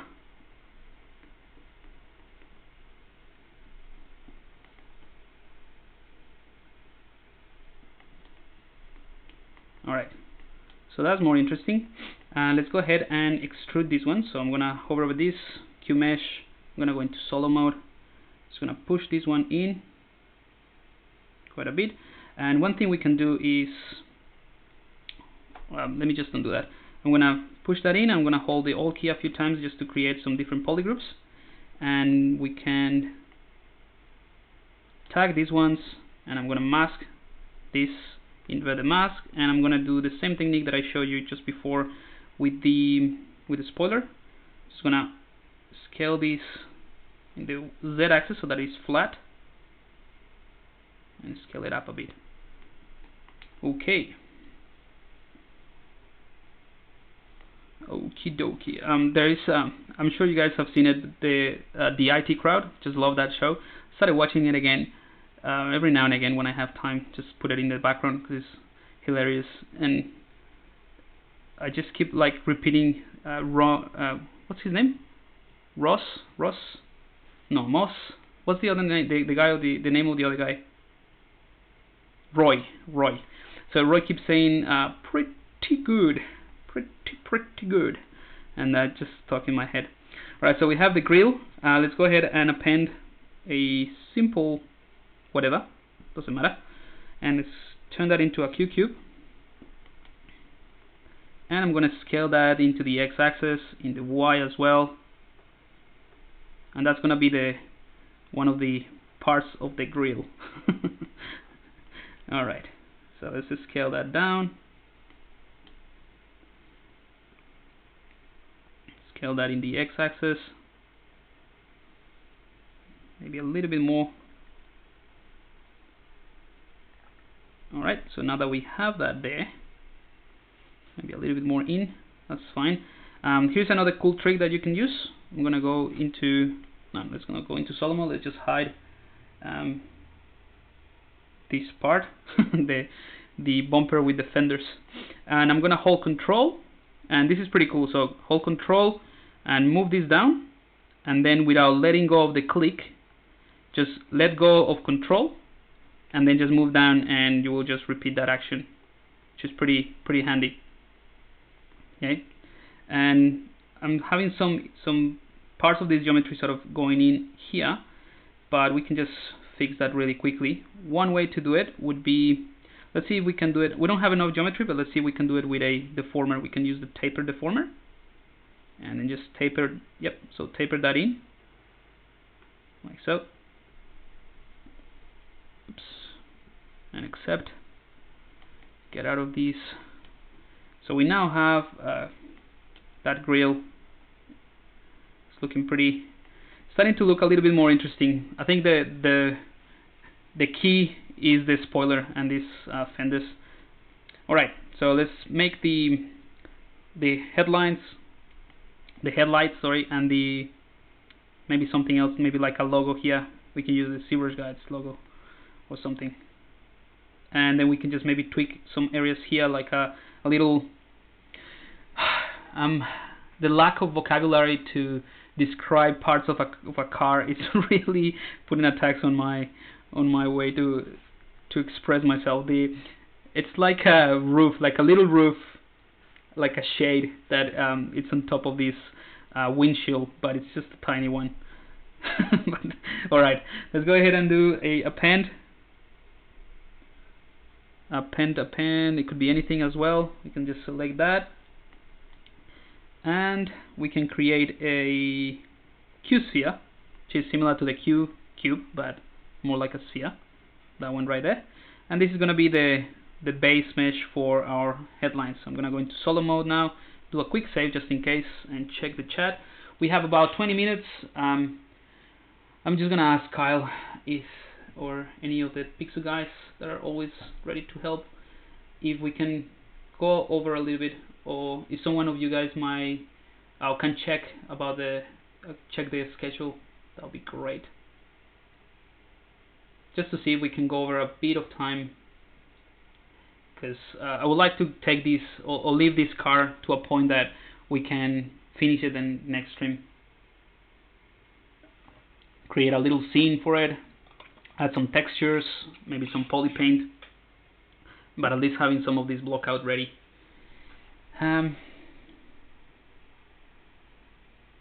Have I seen Curb Your Enthusiasm? Absolutely. The old one though. I don't really fancy the new revamp of that 9. Was it the 9 season of the Curb Your Enthusiasm?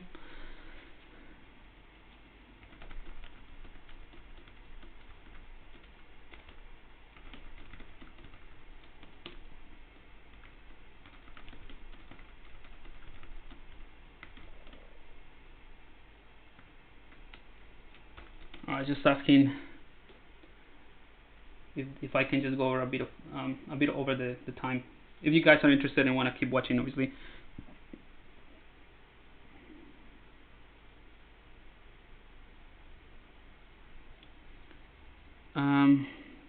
So we're doing the headlines. Let me just do this really quickly, and then I answer some more questions in the chat. So I'm going to first tag these polygons. Actually, going to symmetry, hold the Alt key, and tag these polygons. And I don't know if you can see. Well, it's pretty clear, but this edge is not the same length as this edge. So this one is kind of like more rounded. This one is more like a square shape. And hang on. Yeah, no problem. Next person starts at 5:50.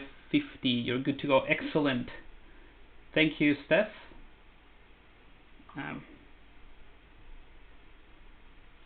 So we can go over time a little bit just to finish this up. Awesome. So yeah, so you see that these two edges are different. So the outer edge, if you look at it as just a 2D image, the outer edge is more rounded and the inner one is more like a square. So one thing we can do with this is I have already tagged these polygons. We can hover over the face and just click on this spherize. I don't know how to pronounce this. Spherize. There you go. Click, and that way you can make sure that this is more accurate. Just keep in mind though that the actual action is to make a sphere or try to spherize whatever you selected. So we need to mask this area, invert it, and then I need to place my gizmo there and then just flatten it. Okay, and that's gonna be kind of like the casing for that headlight.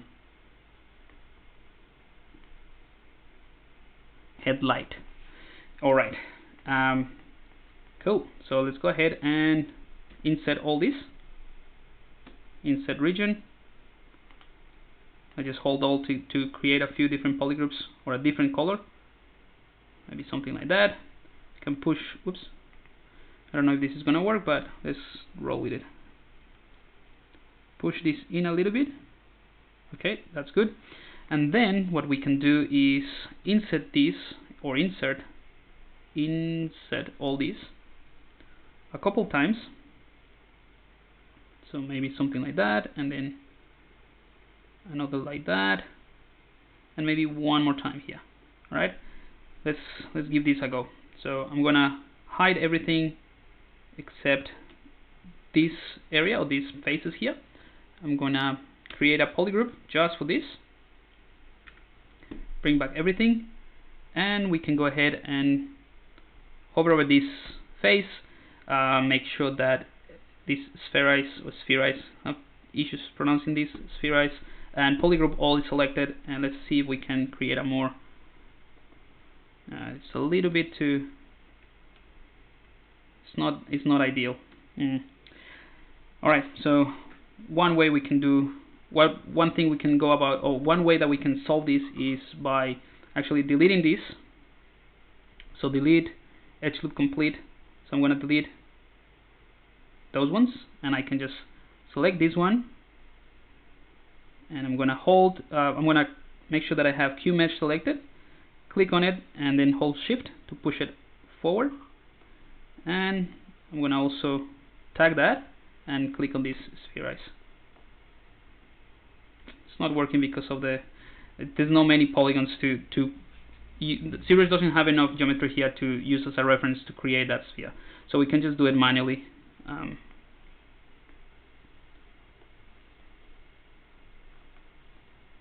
You know what, before we do that, actually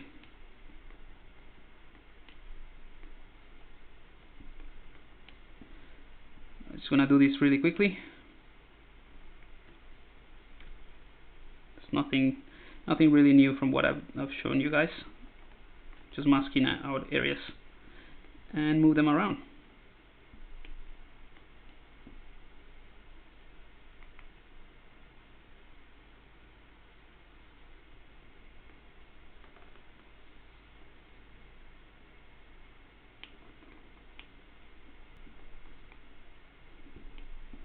Alright, we just need to scale this one up a bit. Whoops. Alright, so that's kind of like manually doing it. It's not perfect, but we can keep tweaking it. Alright, just gonna push this one forward a tiny bit, and now we can go ahead and insert an edge here.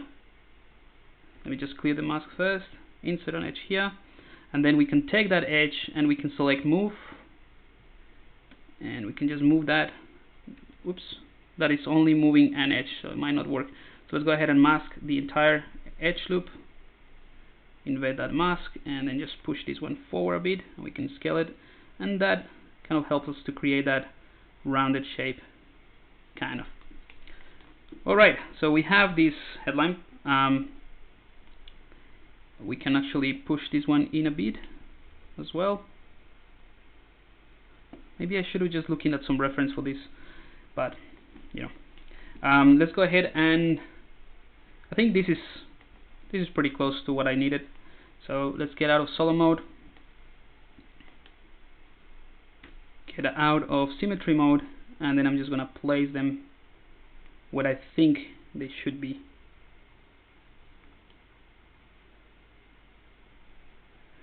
Some of these cars have like three or four, like this.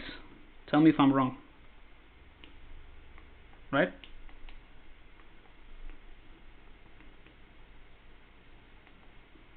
But I'm not sure if I'm doing it right. So I think I'm just gonna stick with a simple one. I'm just gonna push this one. Actually, I'm just trying to decide where I want these ones, because I think this one would be cool to have them as something here. Just rotate it slightly, somewhere there, right? And mirror and weld.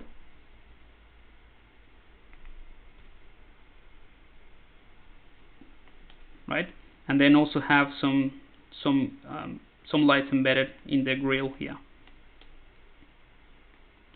So I think, you know what, I'm gonna check.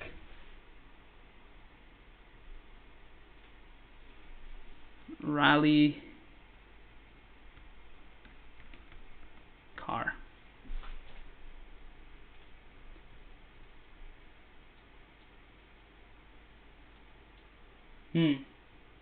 Oh yeah, so there we go. Some cars have like this kind of like 3 headlines, I guess, for the fog and stuff.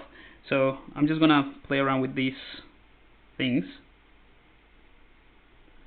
and just make 3 of those. But before that, I need to have some reference of where the other lights would be. So I'm gonna append another whatever, bring 3D and convert it into a Q-cube, and then just push this one forward, scale it like so, and this is gonna be just the other light. Let's go into solo mode and quickly add some edge loops to this so it looks more interesting. So we can bevel this entire edge loop here and this one here. That already looks a bit better. And now we can sort of position that.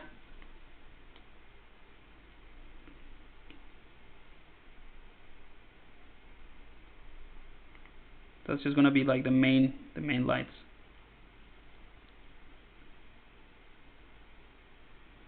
Scale it in this Z-axis and just push it forward. Alright, I'm just playing around with the placement of this. Alright, mirror and weld. There we go.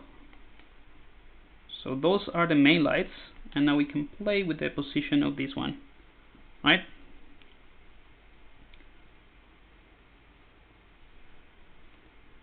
We can actually hold control and duplicate that. Just make it smaller. and do a set of this here at the bottom.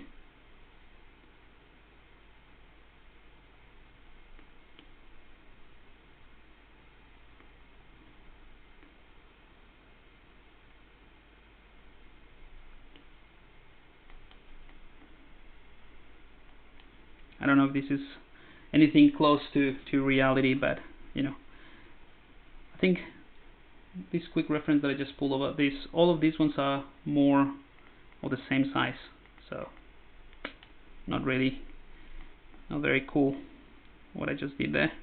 I just push this one,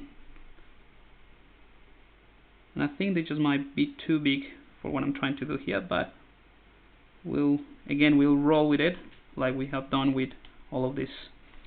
Alright, so one thing I want to do though is go to the polygroup and autogroup, and that way we have all of these ones as separate polygroups, and I can just select these ones to isolate them, mask them, bring everything back, invert the mask, and now we can play just with the rotation and placement of these ones.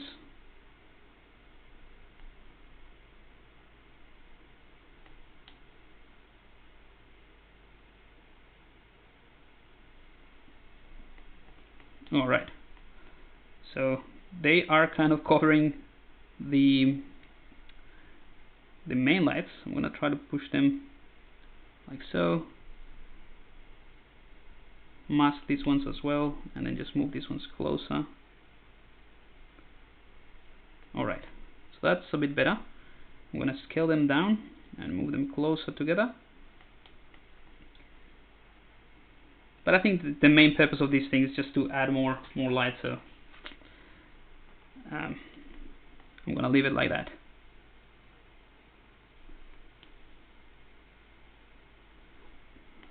One thing we can do though is select the extra. Alright, let's move on a little bit faster because I'm just mumbling too much. I'm going to hold Control, mask this vertex, and then just push them out a bit so that they kind of follow this line or this angle of the car. And I'm just going to mirror and weld that again, so that's a little bit better. So we have lights starting to look a little bit more interesting as well. We can do that thing in the roof that I was mentioning, and also some of these cars have that. And again, it's similar to this thing that I created here, this air conduct or air duct in the fender, but they have it here for the engine, I guess. So I'm gonna select that, and we can totally do it from this mesh, but I want to keep this one clean, and let's go ahead and just split this one, or add rather than split. So let's go and insert, whoops, that's not what I want, insert a couple of edge loops here, and then we can just tag these polygons, and we can just move them forward a bit, holding shift, whoops, make sure that I have the Q mesh selected, select those, push them up, and then I can hold shift to kind of create this curvature. I'm not sure if I push things inside as well. I did. Okay, so make sure that this one is not selected. There we go, shift. Alright, so that creates a more interesting shape for the car itself. And let's go ahead and do this part. So what I'll do is bring in another cube, so append whatever, doesn't matter, and then cube, do a quick save as well, and then I can just push this one up, and this is going to be like that part of the engine. I'm going to go into solo mode here. So what I'm interested to do with this one is to create kind of like a rounded shape, like this, right? So that sits on top of the of that part of the car, and this is going to be like that. So this is a hollow area. So you know what I mean, right? Just before we continue, then let me just answer some of those questions if you guys have any. Pretty good.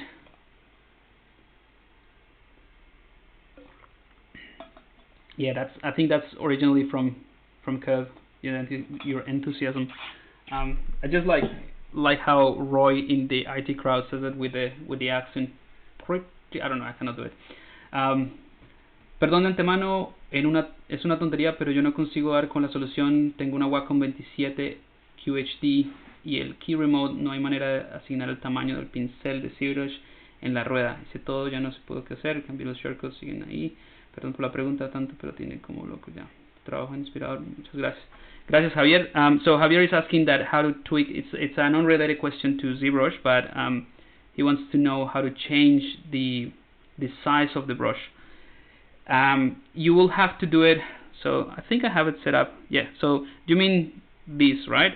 So I have the remote, and I can use this to increase or decrease the size of my brush, right? I'm assuming that's what you want, to be able to do it. There is no a native way to do it. Like, you cannot select a shortcut and just assign it to the thing. You have to assign a shortcut. You have to assign shortcuts to the increase of the brush and decreasing the brush. So in other words, I think the default ones, if I'm not mistaken, would be with the brackets sign. So if you press the bracket up, that's just to increase it, and then the open bracket is to decrease, and the closed bracket is to increase the size of the brush.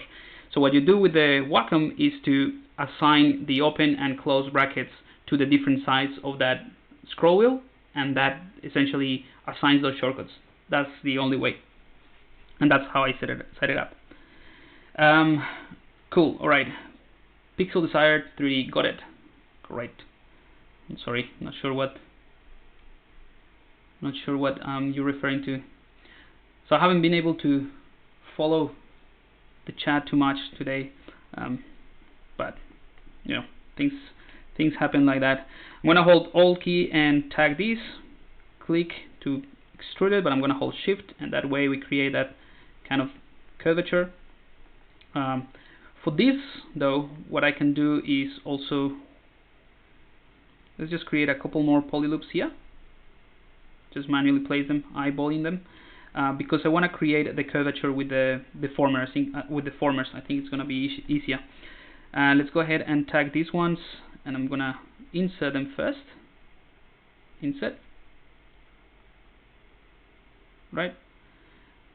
Well, you know what? I'm just going to show you a different way to do it.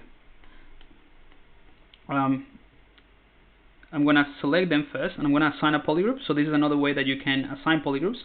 Just tag the polygons that you want, hover over this face, select polygroup, polygroup all, and that way you assign a polygroup. You can hold the click and then press Alt again just to assign different colors.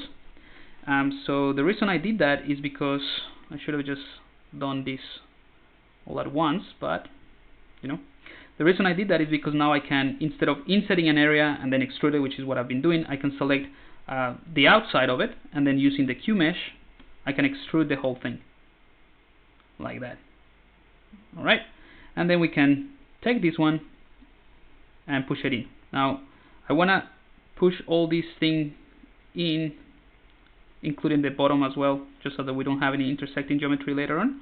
So I'm going to tag all this area and then push that in. Well, it also sort of connected this part at the back. It's actually kind of cool because that's what I wanted to do anyway.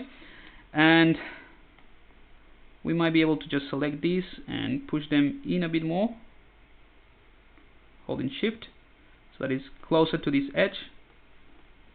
So that's better. And now we can go ahead and bring in the rest of the car.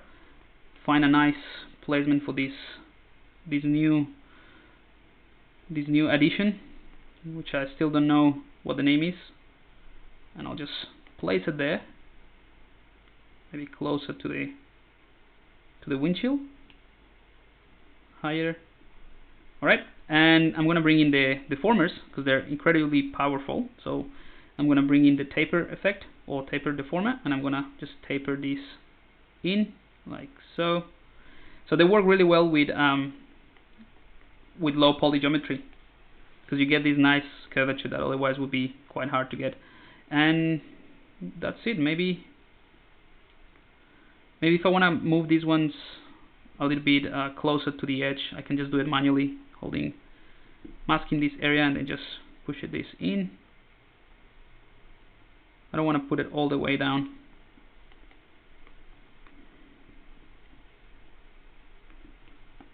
Alright, and one other thing that we can do is mask this area, invert it, and then just center that pivot and rotate it slightly. See, that looks a little bit better, not as generic. Alright, so it's coming along. Not sure if these corners of the spoilers are what I want, so let's see. Let's enable that. We can play around with this shape. What I'll do is duplicate it just in case, because again, I'm not sure if this is something that I'm gonna like, so it's easy to go back and just start pushing things in a bit.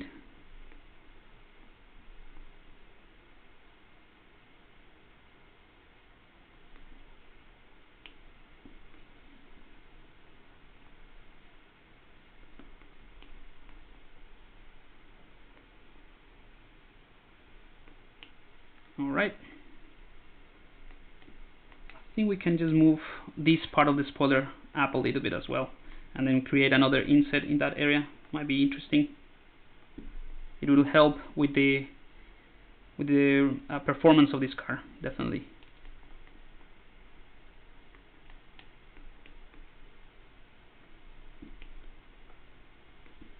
Alright, let's center that pivot in here. So all this is quite straightforward. There's nothing really complicated.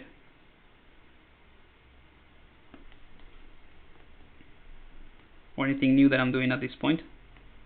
I think we can move this vertex a little bit in, so I'm going to hover over the vertex and click move. And obviously we can reduce the size of our brush.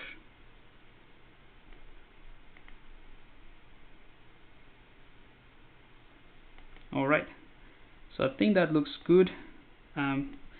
We can even exaggerate this a little bit more, because that's the whole point of this cartoonish car, I guess. Exaggerate things a bit more. Alright, so now I have this. I can just tag these polygons, and I'm going to do an inset. Inset. Actually, let's do not an inset. Well, let's do an inset, but not with inset region. Let's inset each polygon. So that way we're going to get 8 panels, which is going to give us a nice effect. Kind of like that. And let's go ahead and hover over this one and select scale or mask. Now let's go for scale, just to get these sort of like lines here in the middle a bit thicker. We can also scale them sort of in the vertical axis. I guess the easiest way would be to tag them like so and assign a different polygroup, or just mask them really. Bring the gizmo, invert that, center the pivot, and then we can scale this like so. And let's do the same thing for these ones. Mask polygroup all, invert that masking, bring in the gizmo, center it, and scale it down. Alright, so now we can tag them back again with the Alt key, and we can use the Q mesh to push them in. Alright, so that looks cool. Alright, don't know if it is functional at all, but I think it helps with the, the airflow. Just goes to the engine and it makes it go faster. Cool, so that's what we have so far. We can go ahead and do that thing that I was telling you about. I've been just pointing at it for quite some time now, and that is that sort of not a spoiler, like the little roof on the windshield. I cannot even pronounce things anymore. Grill. Sorry, I'm just like reading the chat. Alright, so my kind of like official time is up, so I'm just gonna stay here a little bit longer if you guys wanna hang around until I just finish the blocking of this car, so it doesn't you know, it doesn't drag for too long. I want to keep this session informative, showing you different tips and tricks, and that's why I chose this technique today. But also I want to be able to finish little projects, very self-contained little projects. So this is the blocking part, or the blocking stage. In the next session or the next week, what I'll do is I'll fix up some issues that we might have with this car, and then we can basically do the poly paint and just create like a little scene so that it looks more dynamic, and that's going to be really fun. Again, kind of like a diorama, similar to what we did with the bonsai, with different theme, different techniques as well. So hopefully that's going to be useful for you guys. So I'm going to go ahead now and select the main part, or the main car, and I'm going to go ahead and create some edge loops here for the windows and some panels. So let's go ahead and click to create these here at the top, right? By the way, if you guys have any questions, as I said, I'm just gonna continue, and every now and again I'll just look up and see if you have any questions. So I wanna, you know, create a more of a clear curvature here with the windshield because it's pretty flat. So I can use the lasso tool to mask these areas. Invert. I want to make sure that I don't mask any other area. Bring in the gizmo, center that, and I can just push this forward a bit. And also that center line as well. Whoops.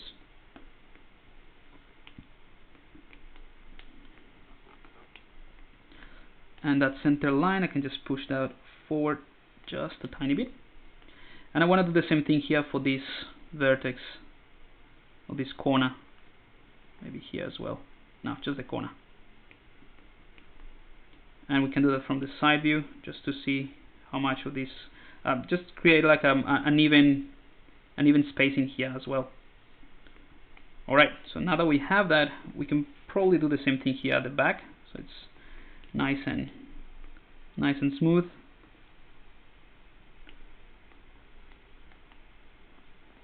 So just with the masking tools, oops, mask out that area. Just with the masking tools, we can just push these things and start to create a bit of a curvature here for the back of the car. I'm gonna do the same thing here.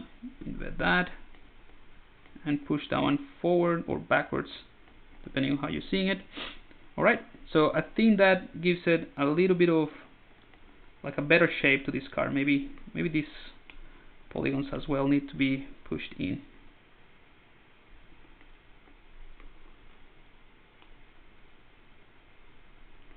All right, so that's better. This is not like a rally car. I don't see many rally cars with these many. I mean, I don't know. Again, I don't know anything about cars, but rally cars shouldn't have that spoiler or these fender stuff so close to the ground, right? Maybe it's a rally car that is also a race car, so it's a mix of two. Anyway, I'm sure you will find the issues and the technicalities, but it looks cool. All right, I'm going to do the windows. So let's go ahead and create an insert here for the back window. Just gonna create a tiny little window here at the back, and also obviously maybe let's do a line here so that we can create. I'm gonna push this vertex up, or I'm gonna move it up. So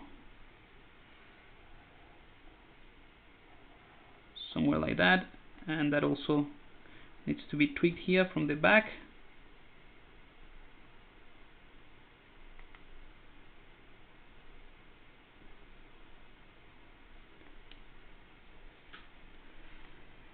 Alrighty, so I think we are making good progress now. Let's go ahead and I'm gonna push this one down as well. Don't want it to be the whole poly loop can be lower.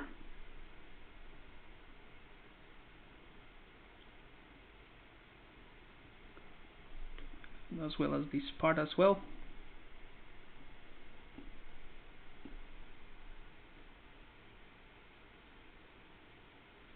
Alright,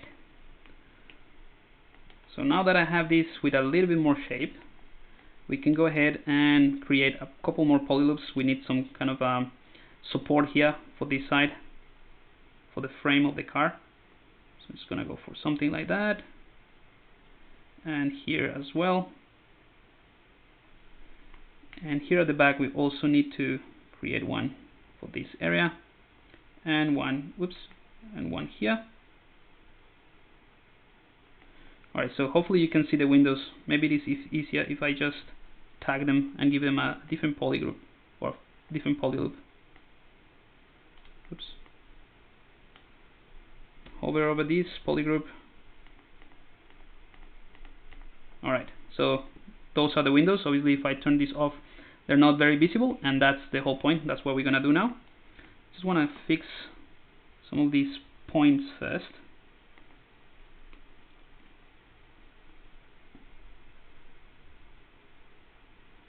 Go into solo mode. They're just getting in the way. Alright, so that's better.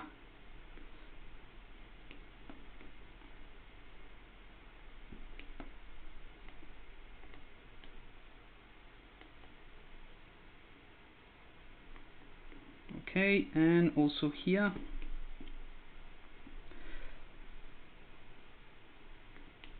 Alright, so I think we're getting there. We might have to, reduce the size of that back window a little bit. So that's just a matter of pushing this thing up. And what else we can do? What else we can do? We can make sure that this is scaled nicely and properly, because now I started to sort of manually move these things around, and it's not ideal. So let's center that, and I'm going to scale that down just to make sure it's flat, and then we can scale it in the Z-axis and push it out. Okay, so that's better. We might have to do the same thing here at the back with these ones. Center it and scale it down. Alright, so this is starting to look a little bit wonky, but we'll fix it if we have to. I think it looks alright for now. Let's get out of solo mode, and now let's go ahead and we can inset or extrude these windows. Try interactive elevation. With the C modeler, you mean? West reachings suggesting to try interactive elevation. I'm not sure what you mean. I'm guessing it's a tool of the C modeler I'm not aware of. On the headlight. Interactive elevation on the headline. So if I select the headline, what should I do? What are you referring to? Just in the meantime, I'm gonna use QMesh and push these ones in to create a bit of a gap between the frame and the windows. So now we have something that looks like this, a bit more interesting. And I'm gonna create that kind of grid, not grid, like a net that are usually on these windows at the back, on the back windows. And also, let's just create this before I forget.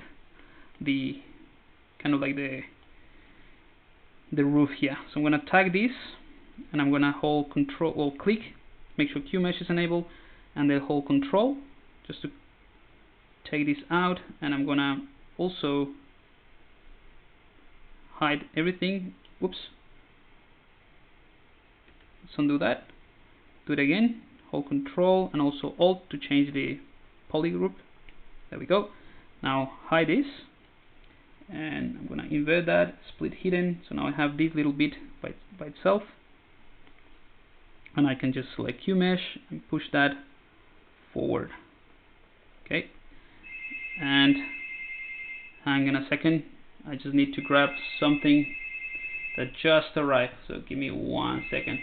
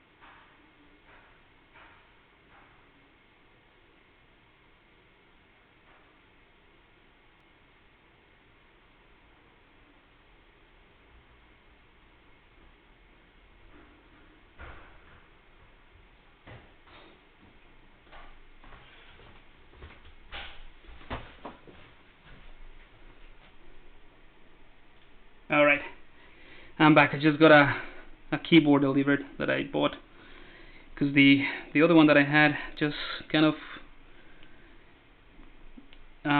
stopped working. Alright, I'm gonna invert that selection. Let's see where we were. Alright. So now with this one, let's go ahead and push it down. And I can just rotate it slightly, scale it in the y-axis. Yeah, that's fine. And let's go ahead and remove or get rid of that mask, and then we can push that in.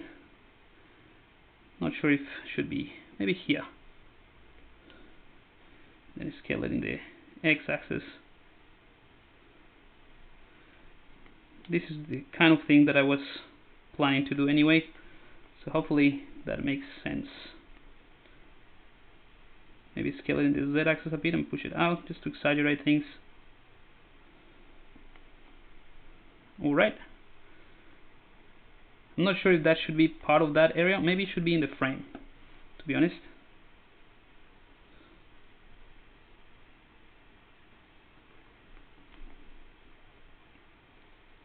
So we can take these points here and push them or pull them out, maybe more than that.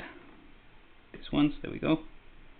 Alright, so that's like a kind of like an even distribution here. And one thing that we can do as well is scale this in the x-axis so it has a bit more of a curvature here, like so. And I think that's looking pretty good. I think it should be a bit thinner. Not entirely sure. Okay. Cool. So I think we're making. Now we can really tell that it's a car. I was a bit scared that this wasn't gonna look like a car at the beginning, but it's alright. So let me just answer some questions if you guys have something.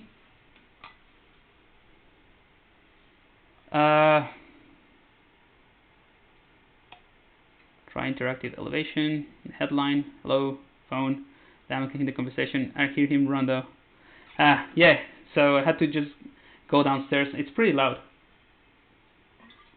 And I live in the apartment that I live, there is a hallway, and everything just echoes a lot, and my door is right next to it, so like on a Friday night, on a Saturday night, it's delicious, because you just go to sleep, and if someone comes 3 o'clock, one of the neighbors, and it's very, very loud.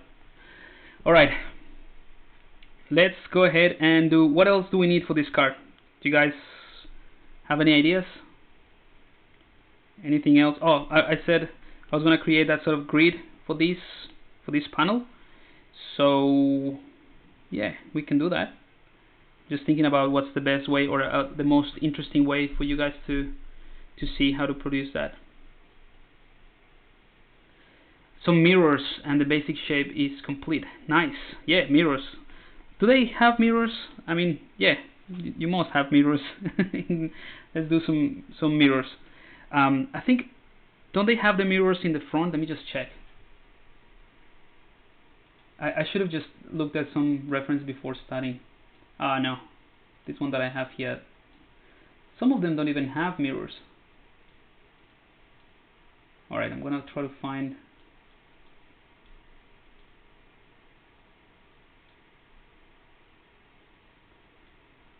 Alright, let's do a basic shape for the mirror.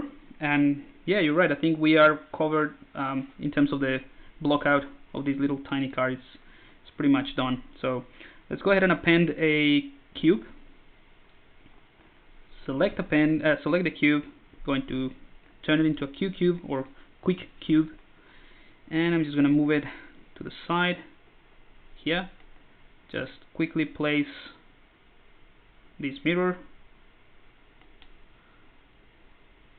I think that in proportion to the card, that's pretty good.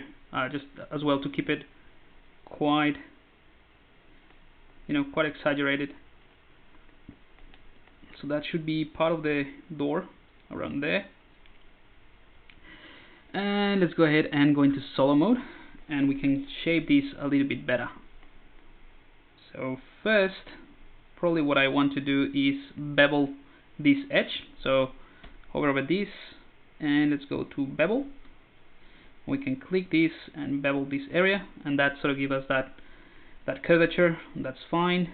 And also let's go ahead and mask everything but this, scale it up as well. Alright, and then we can play around with these points, just again masking and fitting the gizmo to those points so that we can have a more interesting shape.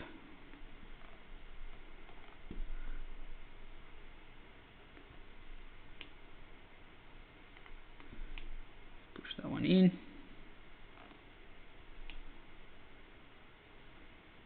Alright, now let's think about how to connect this to the car. So I think I'm gonna go for a smoother shape in this area.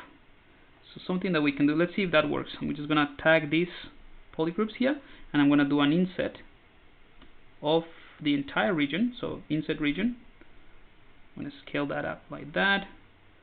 So that's cool. And then yeah, I'm just gonna hover over this, go to Q mesh, extrude that, and that is obviously a lot of polygons, or a lot of volume really. So we can just invert that and center that and scale that down. And obviously we have to tweak, whoops, I missed a couple of points. So let's do that again. Invert, scale,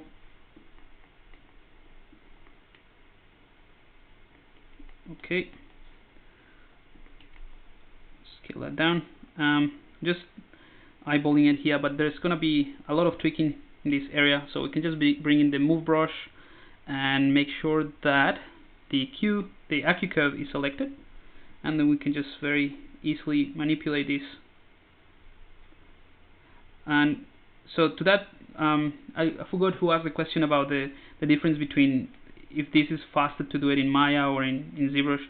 This right here is the reason why I prefer to do it in ZBrush, because I can just switch between this more box modeling approach that is more technical, although it's not necessarily super technical, but it's more about moving vertex than just freely sculpting. I can move between that and this, which is more you know, using tools like the move brush to you know, tools that you would use when you're sculpting to just tweak the shape.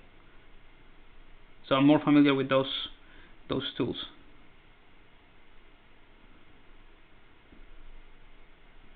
Alright, I'm just gonna push this one a bit further. That's gonna be embedded in the car anyway, so we don't need to see or fix this area. We just need a nice sort of connection here, and we can actually just bring in the C model again, BZM, and just create, oops, make sure insert is selected. I'm going to create another one here, and we can just now mask this and center that, and we can scale that down a bit,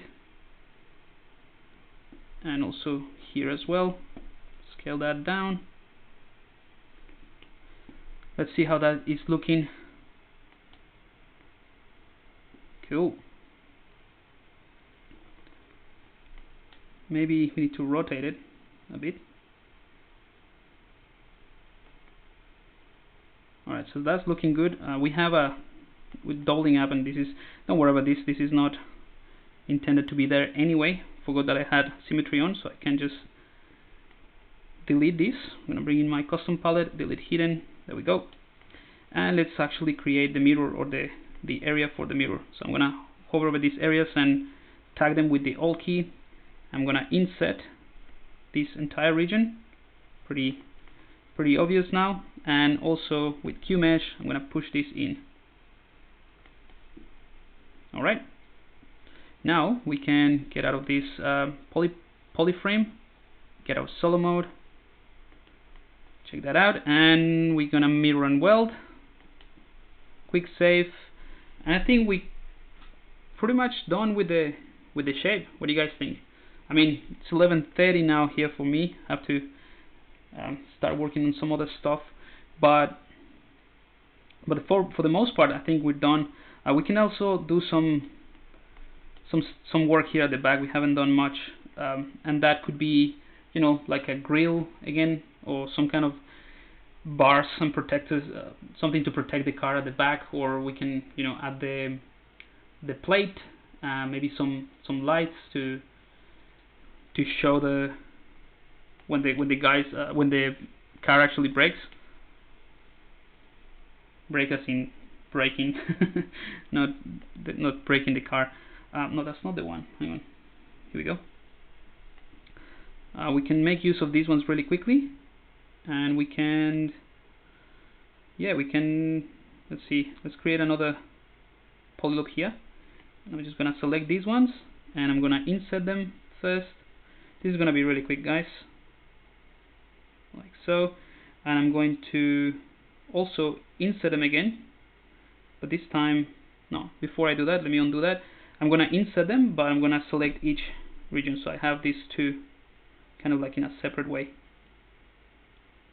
Alright, and now that I have that, I can go ahead and hover over this Q mesh, push that in,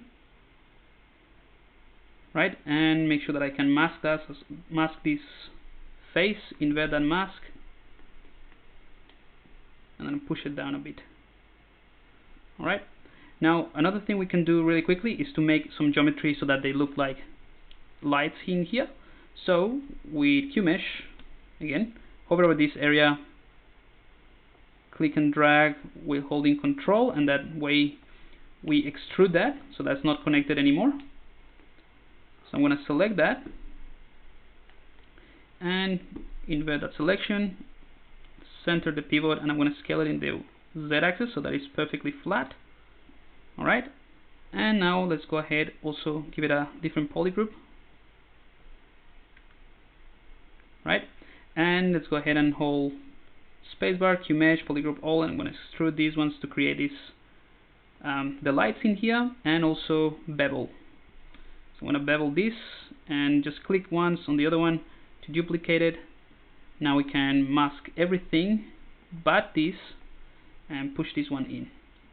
So now we just need to play around with the placement again, but they should be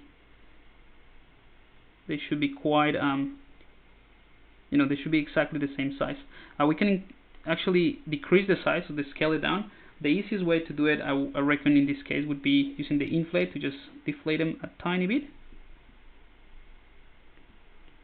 There we go. So those are that's done. That's done there.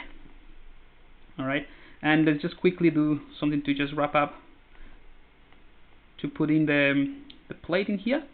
So I'm gonna tag these polygons. I'm gonna do an inset, but this time I wanna inset the entire region, like so. And actually, let me just tag this one as well. Let's insert that entire thing, and let's use the Q mesh now. Push that in, or we can actually use, let's push that in tiny bit. There we go. And then for the plate, we can do the same thing that we did with these heads, these brake lights. Let's hold Alt, tag these ones with Q mesh, click and drag and hold Control, and now we have a single piece of mesh, and we can just mask this, Control W to assign a different polygroup, and now we can extrude this to add some thickness. This is going to be the license plate. Let's mask this, invert it, bring in the gizmo, center it, right, and we can sort of change the angle a little bit and the size in here.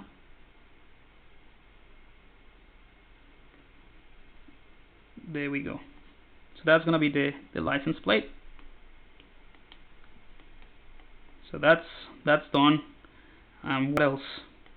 I feel like this, just to wrap up again, I feel like this air duct is too close to the surface. We can actually delete that, or not delete it, just push it in a little bit more. So we could we could do is hover over these areas or these faces that have this polygroup, spacebar, mask, select them, and let's go ahead and invert that mask, go into the gizmo, center that, and we can push this all the way until we sort of, hang on a second, what did I do there? Alright, until sort of we can see them coming through this area, so just a tiny little bit more. Let's see how this looks. This is going to be probably painted black, this area, or a very dark color anyway, so it will give the impression that that it's hollow. At least that's the idea. Alright, so that's not looking too bad. Let's go ahead and change the material and do a quick render. Like I said, I'm gonna if you guys have any questions, now will be a good way, a good moment to answer those. Just gonna do a quick render of this low poly rally car. Alright, ooh, bit of a movement here. Let me just check.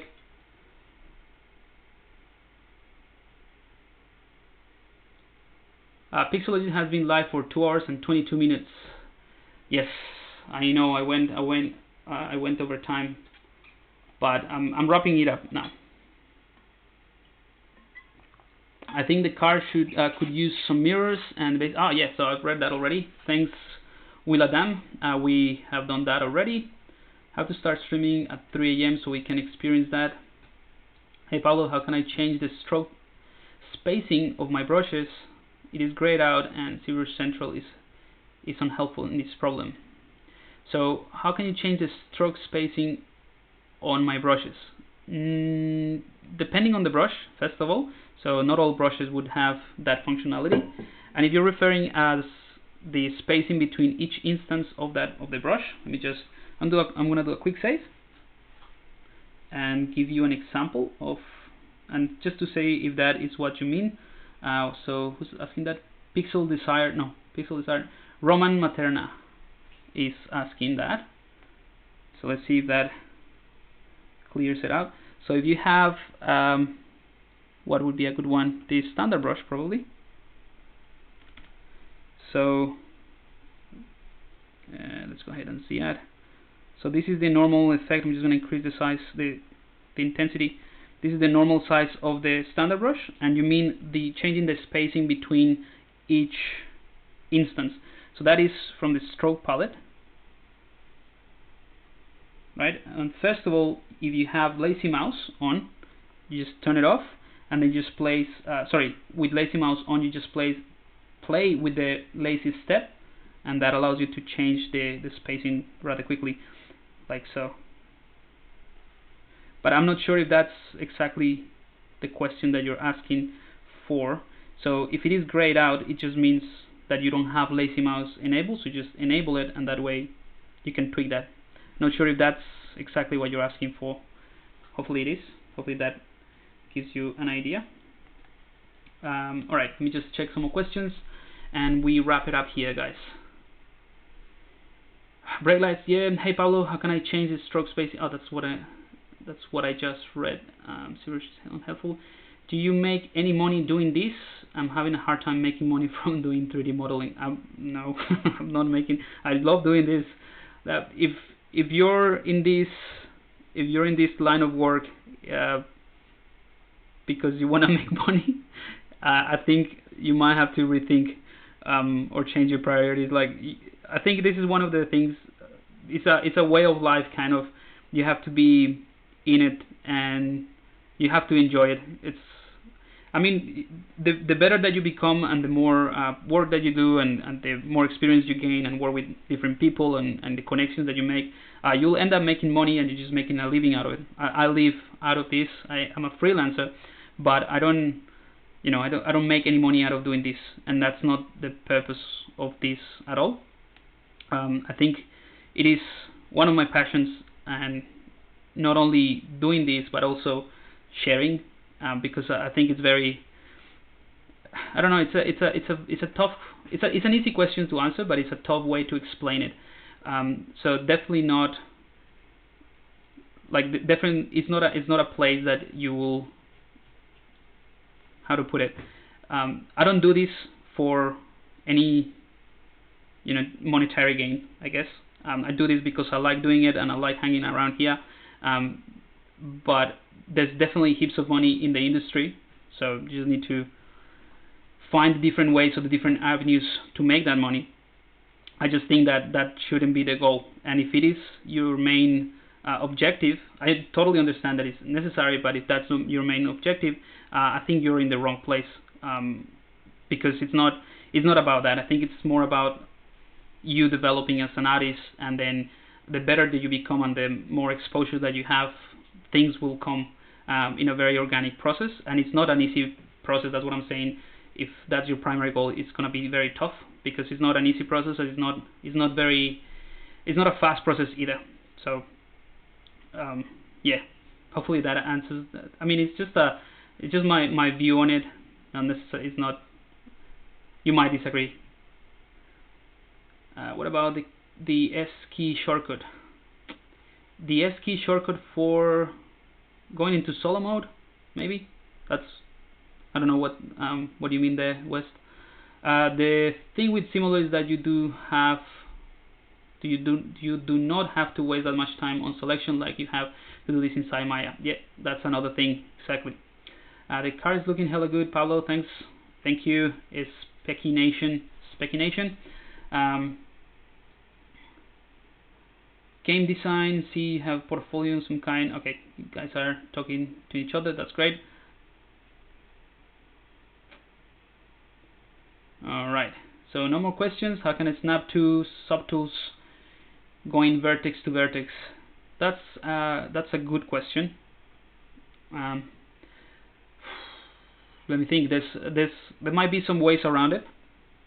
There's not an easy way to do it, or like an intuitive way to do it. You can mask you can mask a vertex, snap the gizmo, and then just use the snapping tools, or you can use the snapping tools. That's not the right word. You can hold shift to snap to integer numbers, or you can also use the transpose line to do it a little bit more accurately. But yeah, sorry, I'm not sure if that's an answer.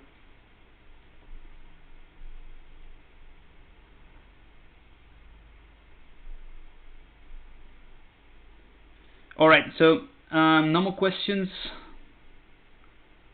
right now. I think we're gonna wrap it up here, guys. I think it's been over 2 hours and a half now. Not the greatest looking model for this 2 hours, but I wanted to keep it very low poly, very simple, and just show you lots of different tools and approaches, you know, using the C-modeler tool, right, rather than different tools, just concentrating on one thing. And hopefully this gives you some idea of how you can use this C-modeler to create these type of things. You can totally do the entire car by extruding and creating a single mesh. I just went ahead and did everything in subtools for two reasons. One, just to save some time, and also because it's just faster to explain the different the different tools that I use to create. Like for example, this part here, the more organic is more organic, I guess. So that it's gonna be easier to just explain the different tools that I use for that, rather than creating one in single mesh. But other than that, that is it. I'm just gonna go ahead and after I finish, I'm just gonna add some bolts and some extra bits and leave it ready for the next stream. And in the next stream, we're gonna use some spotlight projection and do some poly paint for low poly, and finish that scene. Just pose this in a nice way. Create the ground. We'll do some rocks and everything pretty low poly, and just create the scene. Hopefully, we'll have time to do that next stream. So yeah, that's it, guys. There you go. This is the rally car for today. And yeah, enjoy the rest of your week, and I'll see you next week. Thanks so much for hanging around. It's been great. And yeah, I'll see you next week. When is the next stream? The next stream, good question. That's next week, same time, same day. Just check the Pixologic, the ZBrush Live website. You should find the schedule in there. I'm gonna try to. I'm gonna ask Kyle actually, see if I can do something to just link it. within the ZBrush Guides website, at least to my schedule, so that it's easy for you to find it. But yeah, everything is in the ZBrush Live website. Alright, so I'll see you guys later. I will share around on social media, so if you follow me on Instagram or Twitter or any of that, I'll share I'm going to do a quick keyshot render just to show this final box modeling thing, and you'll be able to see it there. Alright, and also if you have any questions about what I did today and you want to figure out things for the next stream, you can just ask me on Twitter or any other social media, and then if you just tag me, I'll make sure that I just write it down for the next stream, and I will answer those questions next time. Alright, so I'll see you next week. Cheers, guys.